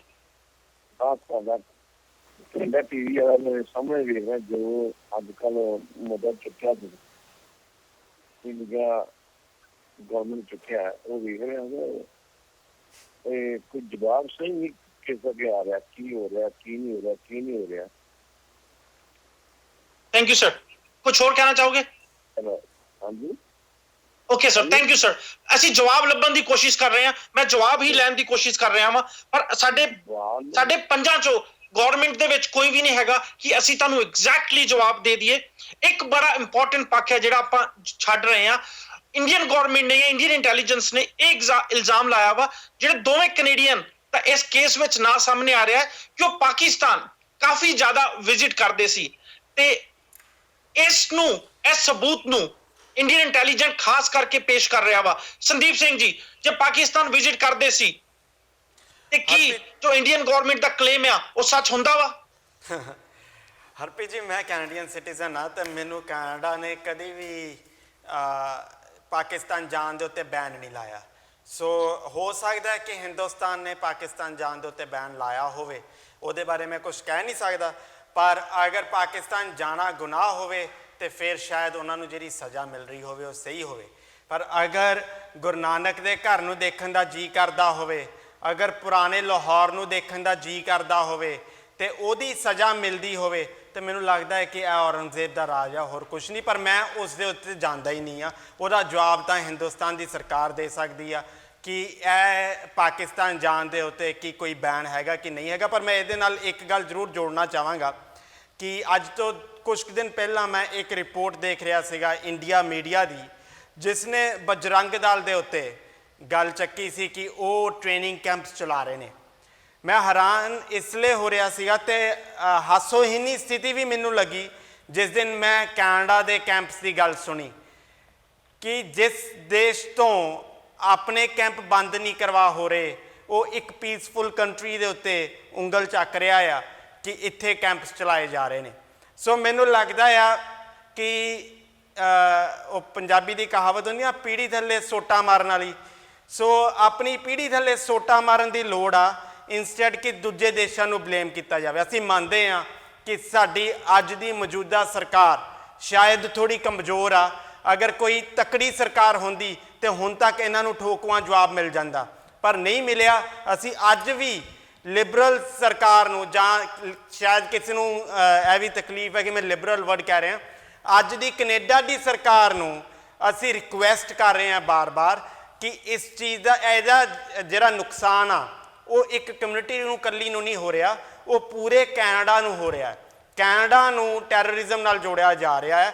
ਇਸ ਲਈ ਇਸ ਸਰਕਾਰ ਦੀ ਡਿਊਟੀ ਬਣਦੀ ਆ ਕਿ ਇਹਦਾ ਸਪਸ਼ਟੀਕਰਨ ਦੇਣ ਅਤੇ ਉਸ ਸਰਕਾਰ ਨੂੰ ਜਵਾਬ ਦੇਣ ਕਿ ਇਹੋ ਜਿਹੀਆਂ ਗਤੀਵਿਧੀਆਂ ਇੱਥੇ ਨਹੀਂ ਹੁੰਦੀਆਂ, ਔਰ ਅਗਰ ਹੁੰਦੀਆਂ ਨੇ ਫਿਰ ਐਕਸ਼ਨ ਲੈਣਾ ਬਣਦਾ ਹੈ। ਰਾਜ ਜੀ, ਬਜਰੰਗ ਦਲ ਦੀ ਗੱਲ ਕੀਤੀ ਗਈ, ਇੰਡੀਆ ਟ੍ਰੇਨਿੰਗ ਕੈਂਪ ਦੀ ਗੱਲ ਕੀਤੀ ਗਈ। ਸਰ ਬਜਰੰਗ ਦਲ ਦੀਆਂ ਪਿੱਛੇ ਬਿਲਕੁਲ ਸੰਦੀਪ ਜੀ ਰਾਈਟ ਹੈਗੇ ਆ, ਖਬਰਾਂ ਬੜੀਆਂ ਨਿਕਲ ਕੇ ਸਾਹਮਣੇ ਆਈਆਂ ਕਿ ਟ੍ਰੇਨਿੰਗ ਕੈਂਪ ਚੱਲਦੇ ਪਏ ਆ। ਜੇ ਸੈਲਫ ਡਿਫੈਂਸ ਲਈ ਟ੍ਰੇਨਿੰਗ ਕੈਂਪ ਚੱਲਦੇ ਆ ਤੇ ਮੈਨੂੰ ਉਹਦੇ ਵਿੱਚ ਕੋਈ ਬਹੁਤ ਵੱਡੀ ਪ੍ਰੋਬਲਮ ਨਹੀਂ ਲੱਗਦੀ। ਕੋਈ ਉੱਥੇ ਹਥਿਆਰ ਨਹੀਂ ਮੌਜੂਦ ਸੀਗੇ, ਜਿਹੜੀਆਂ ਵੀਡੀਓ ਸਾਹਮਣੇ ਆਈਆਂ ਵਾ ਜਿਹਦੇ ਨਾਲ ਉਹ ਕੁਝ ਟ੍ਰੇਨਿੰਗ ਕੈਂਪ ਟਾਈਪ ਕੁਛ ਏਦਾਂ ਦਾ ਚੱਲਦਾ ਪਿਆ ਸੀਗਾ। ਜੋ ਚੱਲਦਾ ਵਾ ਤੇ ਕੋਈ ਉਹਦੇ ਵਿੱਚ ਐਡਾ ਵੱਡਾ ਮੈਨੂੰ ਇਸ਼ੂ ਨਹੀਂ ਲੱਗਦਾ। ਹਾਂ, ਆਪਾਂ ਸੰਦੀਪ ਜੀ ਦੀ ਇੱਕ ਗੱਲ ਸਹੀ ਹੈਗੀ ਹੈ ਕਿ ਕੈਨੇਡੀਅਨ ਗਵਰਨਮੈਂਟ ਨੂੰ ਜ਼ਰੂਰ ਵਿੱਚ ਇੰਟਰਵੈਨ ਕਰਨਾ ਚਾਹੀਦਾ।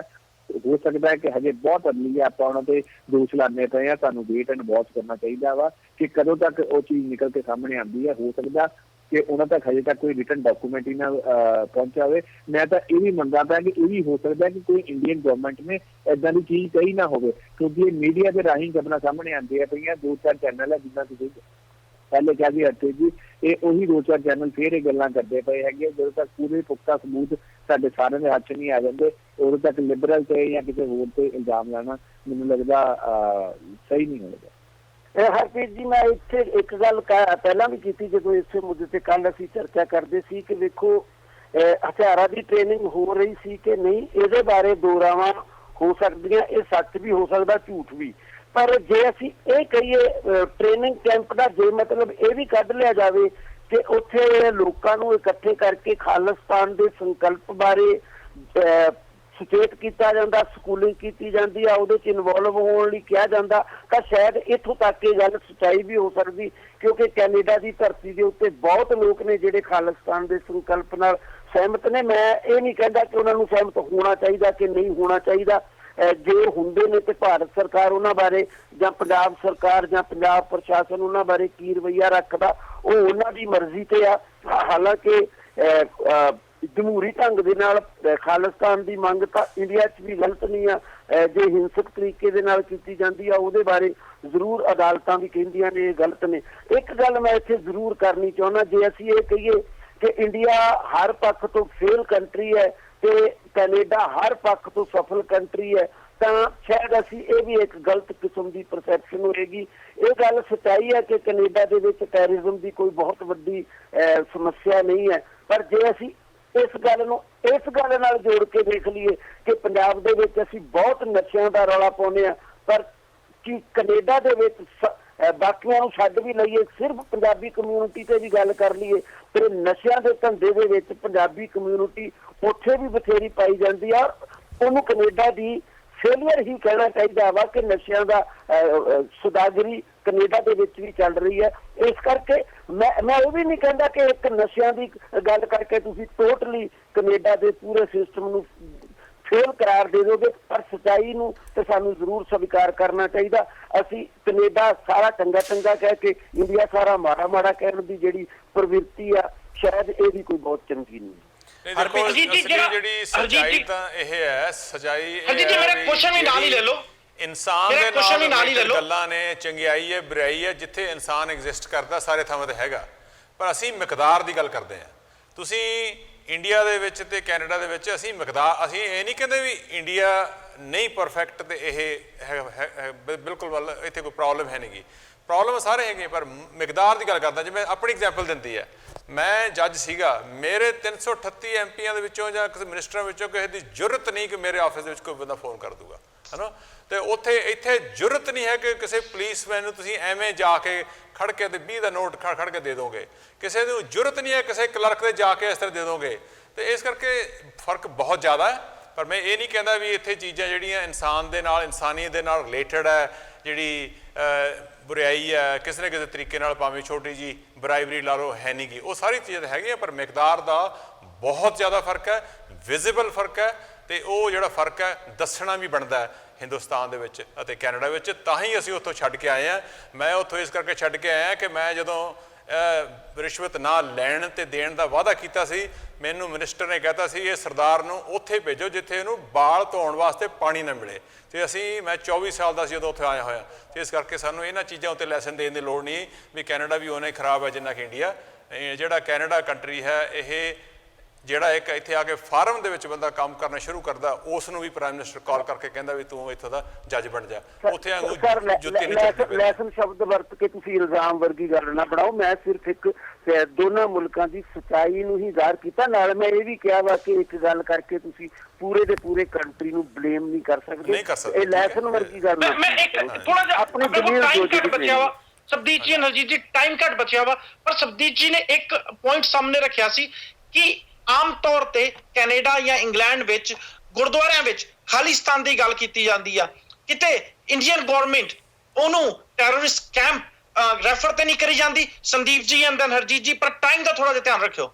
ਦੇਖੋ ਹਰਪ੍ਰੀਤ ਜੀ, ਮੈਂ ਉਸ ਦੇਸ਼ ਦਾ ਵਸਨੀਕ ਹਾਂ ਜਿਸ ਦੇਸ਼ ਦੇ ਵਿੱਚ 2 ਵਾਰੀ ਰੈਫਰੈਂਡਮ ਹੋ ਚੁੱਕਾ ਆ। ਮੈਂ ਇਹ ਸਮਝਦਾ ਹਾਂ ਕਿ ਡੈਮੋਕ੍ਰੈਟਿਕ ਸਿਸਟਮ ਦੇ ਵਿੱਚ ਤੁਸੀਂ ਆਪਣੀ ਗੱਲ ਸ਼ਾਂਤਮਈ ਤਰੀਕੇ ਨਾਲ ਰੱਖਦੇ ਹੋ, ਉਹ ਮੈਨੂੰ ਕੈਨੇਡਾ ਅਲਾਓ ਕਰਦਾ। ਮੈਨੂੰ ਲੱਗਦਾ ਹੈ, ਮੈਨੂੰ ਮਹਿਸੂਸ ਹੁੰਦਾ ਹੈ ਕਿ ਹਿੰਦੁਸਤਾਨ ਦਾ ਕਨਸਟੀਟਿਊਸ਼ਨ ਵੀ ਸ਼ਾਇਦ ਇਸ ਚੀਜ਼ ਦੀ ਇਜਾਜ਼ਤ ਦਿੰਦਾ ਹੈ। ਸੋ ਜਿਹੜੀ ਗੱਲ ਵੀ ਸ਼ਾਂਤਮਈ ਤਰੀਕੇ ਨਾਲ ਕੀਤੀ ਜਾਵੇ ਉਹ ਸਹੀ ਆ।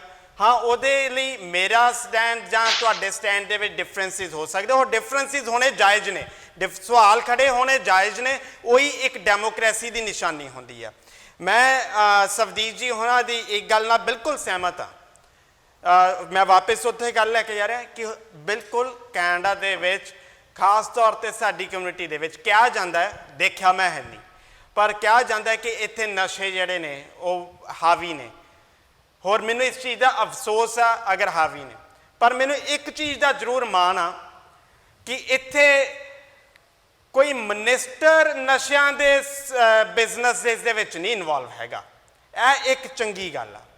ਹੁਣ ਅਗਰ ਮੈਂ ਕੰਪੇਅਰ ਕਰਨਾ ਹੋਵੇ ਕਿਸੇ ਵੀ ਚੀਜ਼ ਨੂੰ, ਤੇ ਉਹਨੂੰ ਬਰਾਬਰ ਦੇ ਵੇਟ ਦੇ ਕੇ ਫਿਰ ਕੰਪੇਅਰ ਕੀਤਾ ਜਾ ਸਕਦਾ। ਤੇ ਜਦੋਂ ਕੰਪੈਰੀਜ਼ਨ ਕਰੂੰਗੇ ਉਦੋਂ ਫਿਰ ਦੁੱਧ ਦਾ ਦੁੱਧ ਤੇ ਪਾਣੀ ਦਾ ਪਾਣੀ ਹੋ ਸਕਦਾ। ਪਰ ਅਗਰ ਤੁਸੀਂ ਸਿਰਫ ਇੱਕ ਜਿਹੜੀ ਨੈਗੇਟਿਵ ਗੱਲ ਸੁਣੀ ਆ ਉਹਨੂੰ ਹੀ ਬੇਸ ਬਣਾਓਗੇ, ਮੈਂ ਕਹਿ ਰਿਹਾ ਕਿ ਅਗਰ ਨਸ਼ੇ ਦਾ ਹੋ ਰਿਹਾ ਗਲਤ ਹੈ, ਪਰ ਇੱਕ ਗੱਲ ਜਿਹੜੀ ਚੰਗੀ ਆ ਉਹ ਹੈ ਕਿ ਸਰਕਾਰੀ ਸ਼ਹਿ ਦੇ ਅਧੀਨ ਨਹੀਂ ਹੋ ਰਿਹਾ ਹੈਗਾ, ਉਹ ਇੱਕ ਚੰਗੀ ਗੱਲ ਹੈਗੀ ਹੈ। ਹਰਜੀਤ ਜੀ ਪਰ ਪੰਜੋ ਉਂਗਲੀਆਂ ਇੱਕ ਬਰਾਬਰ ਨਹੀਂ ਹੁੰਦੀਆਂ ਪੂਰੇ ਦਿਨ ਦੀਆਂ, ਪੂਰੀ ਦੁਨੀਆ ਦੀਆਂ ਪੰਜੋ ਉਂਗਲੀਆਂ। ਹੋ ਸਕਦਾ ਕੈਨੇਡਾ ਬਹੁਤ ਵਧੀਆ ਵਾ, ਇਹਦੇ ਵਿੱਚ ਕੋਈ ਦੋ ਰਾਏ ਨਹੀਂ, ਡਿਵੈਲਪਡ ਕੰਟਰੀ ਆ। ਅਮਰੀਕਾ ਸ਼ਾਇਦ ਉਸ ਤੋਂ ਵਧੀਆ ਹੋਵੇ, ਇੰਡੀਆ ਤੋਂ ਵੀ ਕੁਝ ਮਾੜੇ ਦੇਸ਼ ਹੋਣਗੇ, ਨਾਰਥ ਕੋਰੀਆ ਵਿੱਚ ਸਾਹ ਲੈਣ ਦੀ ਵੀ ਇਜਾਜ਼ਤ ਨਹੀਂ ਹੈਗੀ, ਤੇ ਪੰਜੋ ਉਂਗਲੀਆਂ ਇੱਕ ਬਰਾਬਰ ਨਹੀਂ ਹੁੰਦੀਆਂ। ਬਿਲਕੁਲ ਇੰਡੀਆ ਦੇ ਵਿੱਚ ਪ੍ਰੋਬਲਮਾਂ ਹੈਗੀਆਂ, ਪਰ ਜੇ ਆਪਾਂ ਏਦਾਂ ਕਹੀਏ ਕਿ ਇੰਡੀਆ ਦਾ ਪੂਰਾ ਸਿਸਟਮ ਹੀ ਮਾੜਾ ਵਾ, ਇੰਡੀਆ ਪੂਰਾ ਮਾੜਾ ਹੀ ਮਾੜਾ ਵਾ, ਬਿਲਕੁਲ ਇੰਡੀਆ ਵਿੱਚ 1% ਕੁਛ ਚੰਗਾ ਨਹੀਂ, ਤੇ ਉਹ ਆਪਣੇ ਆਪ ਵਿੱਚ ਇੱਕ ਬਹੁਤ ਵੱਡਾ ਪ੍ਰਸ਼ਨ ਚਿੰਨ੍ਹ ਹੈ। ਹਰਜੀਤ ਜੀ ਇੱਕ ਗੱਲ ਜੀ ਮੈਂ ਆਖਰ ਦੇ ਵਿੱਚ ਕਹਿਣੀ ਚਾਹਾਂਗਾ, ਸੰਖੇਪ ਦੇ ਵਿੱਚ ਇਹ ਵੀ ਨਾ ਕਹੀਏ ਕਿ ਇੰਡੀਆ ਦੇ ਵਿੱਚ ਜਿਹੜਾ ਵੀ ਕੋਈ ਸਾਹ ਲੈਂਦਾ ਉਹਦੇ ਖਿਲਾਫ ਫਟਾਫਟ ਕੇਸ ਦਰਜ ਹੋ ਜਾਂਦੇ। ਅਸੀਂ ਰੋਜ਼ ਜਿਹੜੀਆਂ ਸਰਕਾਰ ਦੀਆਂ ਗਲਤ ਪਾਲਿਸੀਆਂ ਨੇ ਉਹਦੇ ਖਿਲਾਫ ਰੋਜ਼ ਬੋਲਦੇ ਆ, ਪਰ ਸਾਡੇ ਤੇ ਕਦੇ ਕੋਈ ਕੇਸ ਦਰਜ ਨਹੀਂ ਆਉਂਦਾ। ਅਸੀਂ ਰੋਜ਼ ਗ੍ਰੀਨ ਹੰਟ ਦੇ ਖਿਲਾਫ ਜਿੱਥੇ ਨਾਅਰੇ ਲਾਉਂਦੇ ਆ, ਪੰਜਾਬ ਸਰਕਾਰ ਜਦੋਂ ਮੁਜ਼ਾਹਰਾਕਾਰੀਆਂ ਦੇ ਖਿਲਾਫ ਕੇਸ ਦਰਜ ਕਰਨ ਦਾ ਕਾਨੂੰਨ ਪਾਸ ਕਰਦੀ ਹੈ ਕਿ ਜੇ ਉੱਥੇ ਕੋਈ ਜਾਇਦਾਦ ਦਾ ਨੁਕਸਾਨ ਹੋਊਗਾ ਸਰਕਾਰੀ ਗੈਰ ਸਰਕਾਰੀ ਦਾ, ਉਹਨਾਂ ਕਾਲੇ ਕਾਨੂੰਨਾਂ ਨੂੰ ਲਿਆਉਣ ਦਾ ਯਤਨ ਕਰਦੀ ਹੈ ਤਾਂ ਕਿ ਲੋਕਾਂ ਦੀ ਆਵਾਜ਼ ਬੰਦ ਕੀਤੀ ਜਾਵੇ। ਉਹਦੇ ਖਿਲਾਫ ਵੱਡੀਆਂ ਆਵਾਜ਼ਾਂ ਉੱਠਦੀਆਂ, ਅਸੀਂ ਵੀ ਉਹਦੇ ਵਿੱਚ ਸ਼ਾਮਲ ਹੁੰਦੇ ਹਾਂ। ਐਸੀ ਕੋਈ ਗੱਲ ਨਹੀਂ ਕਿ ਹਰ ਬੰਦੇ ਦੇ ਉੱਤੇ ਕੇਸ ਫਟਾਫਟ ਦਰਜ ਹੋ ਜਾਂਦਾ ਜਿਹਦੀ ਵੀ ਆਵਾਜ਼ ਉੱਤੇ। ਹਾਂ, ਇਹ ਮੈਂ ਕਹਿ ਸਕਦਾ ਕਿ ਜਿਹਦੀ ਆਵਾਜ਼ ਉਹਨਾਂ ਨੂੰ ਖਤਰਨਾਕ ਹੱਦ ਤੱਕ ਜਾਂਦੀ ਨਜ਼ਰ ਆਉਂਦੀ ਹੈ, ਲਿਹਾਜ਼ ਵੀ ਇਸ ਮੁਲਕ ਦੇ ਵਿੱਚ ਨਹੀਂ ਹੁੰਦਾ, ਪਰ ਐਦਾਂ ਵੀ ਨਹੀਂ ਆ ਕਿ ਹਰ ਆਵਾਜ਼ ਨਿਕਲਦੇ ਸਾਰ ਦਬਾ ਦਿੱਤੀ ਜਾਂਦੀ। ਇੰਨੀ ਕੁ ਗੱਲ ਜ਼ਰੂਰ ਹੈ ਕਿ ਦਬਾਉਣ ਦੀ ਪ੍ਰਵਿਰਤੀ ਇੱਥੇ ਹੈ। ਉਹਦੀ ਇੱਕ ਵਜ੍ਹਾ ਇਹ ਵੀ ਹੈ ਕਿ ਅਸੀਂ ਸਟਿਲ ਵੀ ਫਿਊਡਲ ਕਿਸਮ ਦੇ ਸਿਸਟਮ ਦੇ ਵਿੱਚ ਜੀ ਰਹੇ ਹਾਂ, ਜਿੱਥੇ ਹੰਕਾਰ ਵਰਗੀ ਰਣਨੀਤੀ ਚੱਲਦੀ ਹੈ, ਔਰ ਅਸੀਂ ਉਹ ਹੰਕਾਰ ਸੰਤਾਂ ਤੋਂ ਲੈ ਕੇ ਸਿਆਸਤ ਤੱਕ ਹਰ ਥਾਂ ਦੇ ਉੱਤੇ ਦੇਖ ਸਕਦੇ ਹਾਂ। ਉਹਦਾ ਪ੍ਰਗਟਾਵਾ ਪੁਲਿਸ ਪ੍ਰਸ਼ਾਸਨ ਦੇ ਵਿੱਚ ਵੀ ਨਜ਼ਰ ਆ ਜਾਂਦਾ। ਇਹਦੇ ਚ ਇਸ ਸੱਚਾਈ ਨੂੰ ਮੰਨਣ ਤੋਂ ਕੋਈ ਵੀ ਇਨਕਾਰ ਨਾ ਕਰੇ। ਹਰਜੀਤ ਜੀ ਹਾਂਜੀ ਹਾਂ, ਬੜਾ ਇਹਨਾਂ ਨੇ ਇੱਕ ਜਿਹੜਾ ਪੁਆਇੰਟ ਕੀਤਾ ਵੀ ਅਸੀਂ ਜਿਹੜਾ ਫਿਊਡਲ ਮੈਂਟੈਲਿਟੀ ਦੇ ਨਾਲ ਡੈਮੋਕ੍ਰੇਸੀ ਨੂੰ ਇੰਡੀਆ ਵਿੱਚ ਰਨ ਕੀਤਾ ਜਾਂਦਾ। ਜਿਹੜਾ ਟੂਲ ਸਾਡੇ ਕੋਲੇ ਹੈਗਾ ਬੜਾ ਮਾਡਰਨ ਹੈ, ਪਰ ਜਿਹੜੇ ਤਰੀਕੇ ਨਾਲ ਐਟੀਟਿਊਡ ਨਾਲ ਅਸੀਂ ਉਹਨੂੰ ਰਨ ਕਰ ਰਹੇ ਨੇ ਉਹ ਫਿਊਡਲ ਹੈ। ਇਹ ਜਿਹੜੀਆਂ ਪ੍ਰੋਬਲਮ ਆ ਫਿਰ ਉਹਦੇ ਨਾਲ ਰਿਲੇਟਡ ਹੈ, ਸਾਰੀਆਂ ਜਿੰਨੀਆਂ ਪ੍ਰੋਬਲਮ ਨੇ ਜਿਹੜੇ ਉੱਥੇ ਡੈਮੋਕ੍ਰੈਟਿਕ ਤਰੀਕੇ ਨਾਲ ਲੋਕੀ ਬਣ ਜਾਂਦੇ ਆ, ਉਹ ਜਦੋਂ ਰਨ ਕਰਦੇ ਆ ਉਹਨੂੰ ਫਿਊਡਲ ਤਰੀਕੇ ਨਾਲ ਕਰਦੇ ਆ ਵੀ ਇਹ ਮੇਰਾ ਭਰਾ ਹੈ, ਮੇਰਾ ਦੋਸਤ ਹੈ, ਇਹਦਾ ਮੈਂ ਕੰਮ ਨਹੀਂ ਕਰੂੰਗਾ ਤਾਂ ਹੋਰ ਕਰੂੰਗਾ। ਉਹ ਇਹ ਨਹੀਂ ਦੇਖਦੇ ਵੀ ਇਹ ਕੰਮ ਗਲਤ ਹੈ ਜਾਂ ਇਹ ਠੀਕ ਹੈ, ਤੇ ਇਸ ਕਰਕੇ ਸਾਡੀਆਂ ਸਾਰੀਆਂ ਪ੍ਰੋਬਲਮਾਂ ਉਹਦੇ ਨਾਲ ਇਹ ਰਿਲੇਟਡ ਨੇ। ਇਹ ਬਹੁਤ ਵਧੀਆ ਪੁਆਇੰਟ ਦਿੱਤਾ ਉਹਨਾਂ ਨੇ ਵੀਰ ਜੀ ਹੋਣਾ ਨੇ। ਤੇ ਦੂਸਰਾ ਮੈਂ ਗੱਲ ਕਰਦਾ ਜਿਹੜੀ ਖਾਲਿਸਤਾਨ ਕਨਸੈਪਟ ਦੀ ਤੁਸੀਂ ਗੱਲ ਕਰਦੇ ਸੀ, ਮੈਂ ਇਹ ਬਿਲੀਵ ਕਰਦਾ ਜਿਹੜੇ ਇੰਡੀਆ ਵੀ ਡੈਮੋਕ੍ਰੈਟਿਕ ਕੰਟਰੀ ਆ, ਇਹ ਵੀ ਇੱਥੋਂ ਦਾ ਕੰਟਰੀ ਸਾਡਾ ਡੈਮੋਕ੍ਰੈਟਿਕ ਕੰਟਰੀ ਆ। ਹਰ ਇੱਕ ਬੰਦੇ ਦਾ ਹੱਕ ਬਣਦਾ ਆਪਣੇ ਆਪ ਨੂੰ ਐਕਸਪ੍ਰੈਸ ਕਰਨ ਦਾ ਕਿਸੇ ਨਾ ਕਿਸੇ ਤਰੀਕੇ ਨਾਲ, ਪਰ ਉਹ ਜਿਹੜਾ ਉਹਦਾ ਐਕਸਪ੍ਰੈਸ਼ਨ ਹੈ ਉਹ ਜਿਹੜੇ ਦੂਸਰੇ ਬੰਦਿਆਂ ਨੂੰ ਫਿਜ਼ੀਕਲੀ ਹਾਰਮ ਨਾ ਕਰੇ ਜਾਂ ਕੋਈ ਤੁਸੀਂ ਵਾਇਲੈਂਸ ਜਿਹੜਾ ਤਰੀਕਾ ਨਾ ਕਰੋ, ਪਰ ਅਦਰਵਾਈਜ਼ ਜਿਹੜਾ ਆਪਣੇ ਵਿਚਾਰ ਹੈ, ਆਪਣੇ ਵਿਚਾਰ ਦੇ ਨਾਲ ਲੋਕਾਂ ਨੂੰ ਤੁਸੀਂ ਸਹਿਮਤ ਕਰਾਉਣਾ, ਕਿਸੇ ਨਾ ਕਿਸੇ ਤਰੀਕੇ ਨਾਲ ਕਨਵਿੰਸ ਕਰਾਉਣਾ, ਇਹ ਕੋਈ ਮਾੜੀ ਗੱਲ ਨਹੀਂ ਹੈ। ਕਨਸੈਪਟ ਜਿਹੜਾ ਹੈਗਾ ਇਹ ਠੀਕ ਹੈ, ਪਰ ਉਹਨੂੰ ਤੁਸੀਂ ਪਰਸੂ ਕਿਵੇਂ ਕਰਨਾ, ਉਹ ਜਿਹੜਾ ਤਰੀਕਾ ਹੈਗਾ, ਉਹ ਤਰੀਕਾ ਜਦੋਂ ਵੀ ਕਿਸੇ ਗੌਰਮੈਂਟ ਦੇ ਕਿਸੇ ਮੁਲਕ ਦੇ ਵਿੱਚ ਬਹਿ ਕੇ ਉਹ ਜਿਹੜਾ ਤੁਸੀਂ ਤਰੀਕਾ ਅਪਣਾਓਗੇ, ਜੇ ਉਹ ਤੁਹਾਡਾ ਤਰੀਕਾ ਉਹਨਾਂ ਦੇ ਅਨੁਕੂਲ ਨਾ ਬੈਠਾ ਤਾਂ ਫਿੱਟ ਨਹੀਂ ਬੈਠਾ ਤਾਂ ਤੁਹਾਨੂੰ ਪ੍ਰੋਬਲਮ ਆ ਸਕਦੀ ਹੈ। ਅਦਰਵਾਈਜ਼ ਜਿਹੜਾ ਕਨਸੈਪਟ ਹੈਗਾ ਉਹ ਇੰਡੀਆ ਵਿੱਚ ਵੀ ਐਗਜ਼ਿਸਟ ਕਰਦਾ ਅਤੇ ਕੈਨੇਡਾ ਵਿੱਚ ਵੀ ਐਗਜ਼ਿਸਟ ਕਰਦਾ, USA 'ਚ ਵੀ ਕਰਦਾ, ਅਤੇ ਉਹ ਸਾਰੇ ਥਾਵਾਂ ਦੇ ਉੱਤੇ ਕਰਦਾ, ਪਰ ਉਹਨਾਂ ਦਾ ਹੱਕ ਵੀ ਬਣਦਾ। ਜਿਹੜੇ ਤੁਹਾਡਾ ਡੈਮੋਕ੍ਰੈਟਿਕ ਟੂਲ ਨੇ, ਜਿਹੜੇ ਤੁਹਾਡੀ ਆਜ਼ਾਦੀ ਹੈ, ਉਸ ਨੂੰ ਹਰ ਇੱਕ ਬੰਦੇ ਦਾ ਫਰਜ਼ ਬਣਦਾ ਜਾਂ ਉਹਦਾ ਫਰਜ਼ ਵੀ ਬਣਦਾ ਅਤੇ ਉਸ ਦਾ ਉਹ ਹੱਕ ਵੀ ਹੈ ਕਿ ਉਸ ਨੂੰ ਉਹ ਇਸਤੇਮਾਲ ਕਰੇ। ਅਤੇ ਮੈਨੂੰ ਇਹਦੇ ਵਿੱਚ ਕੋਈ ਪ੍ਰੋਬਲਮ ਹੀ ਨਹੀਂ ਹੈ। ਮੇਰਾ ਆਪਣਾ ਜਿਹੜਾ ਵਿਚਾਰ ਹੈ ਉਹ ਹੋਰ ਹੋ ਸਕਦਾ, ਪਰ ਬਾਕੀ ਮੈਂ ਕਿਸੇ ਨੂੰ ਵੀ ਰੋਕ ਨਹੀਂ ਸਕਦਾ ਉਹ ਜਿਹੇ ਵਿਚਾਰ ਰੱਖਣ ਤੋਂ, ਐਜ਼ ਲੌਂਗ ਐਜ਼ ਉਹ ਡੈਮੋਕ੍ਰੈਟਿਕ ਤਰੀਕੇ ਨਾਲ ਉਹਨੂੰ ਪਰਸੂ ਕਰਦੇ ਨੇ, ਜਿਵੇਂ ਇਹਨਾਂ ਨੇ ਸੰਦੀਪ ਹੋਣਾ ਨੇ ਕਿਹਾ। ਸਮਾਂ ਹੁਣ ਇਜਾਜ਼ਤ ਨਹੀਂ ਦਿੰਦਾ ਕਿ ਅਸੀਂ ਇਸ ਗੱਲਬਾਤ ਨੂੰ ਹੋਰ ਜਾਰੀ ਰੱਖੀਏ। ਇਸ ਮੁੱਦੇ ਤੇ ਸਾਡੀ ਅੱਖ ਬਣੀ ਰਹੂਗੀ ਤੇ ਜਿਸ ਤਰ੍ਹਾਂ ਇਹਦੇ ਉੱਤੇ ਕੋਈ ਵੀ ਪ੍ਰਤੀਕਿਰਿਆ ਆਊਗੀ ਅਸੀਂ ਤੁਹਾਡੇ ਸਾਹਮਣੇ ਡਿਬੇਟ ਜਾਂ ਨਿਊਜ਼ ਦੇ ਵਿੱਚ ਉਹਨੂੰ ਪੇਸ਼ ਕਰਦੇ ਰਵਾਂਗੇ। ਇੱਥੇ ਮੈਨੂੰ, ਸੰਦੀਪ ਜੀ ਨੂੰ, ਹਰਜੀਤ ਜੀ ਨੂੰ, ਸਬਤੀਸ਼ ਜੀ ਨੂੰ, ਦਿਲਰਾਜ ਜੀ ਨੂੰ ਦਿਓ ਇਜਾਜ਼ਤ। ਧੰਨਵਾਦ। ਸਤਿ ਸ੍ਰੀ ਅਕਾਲ।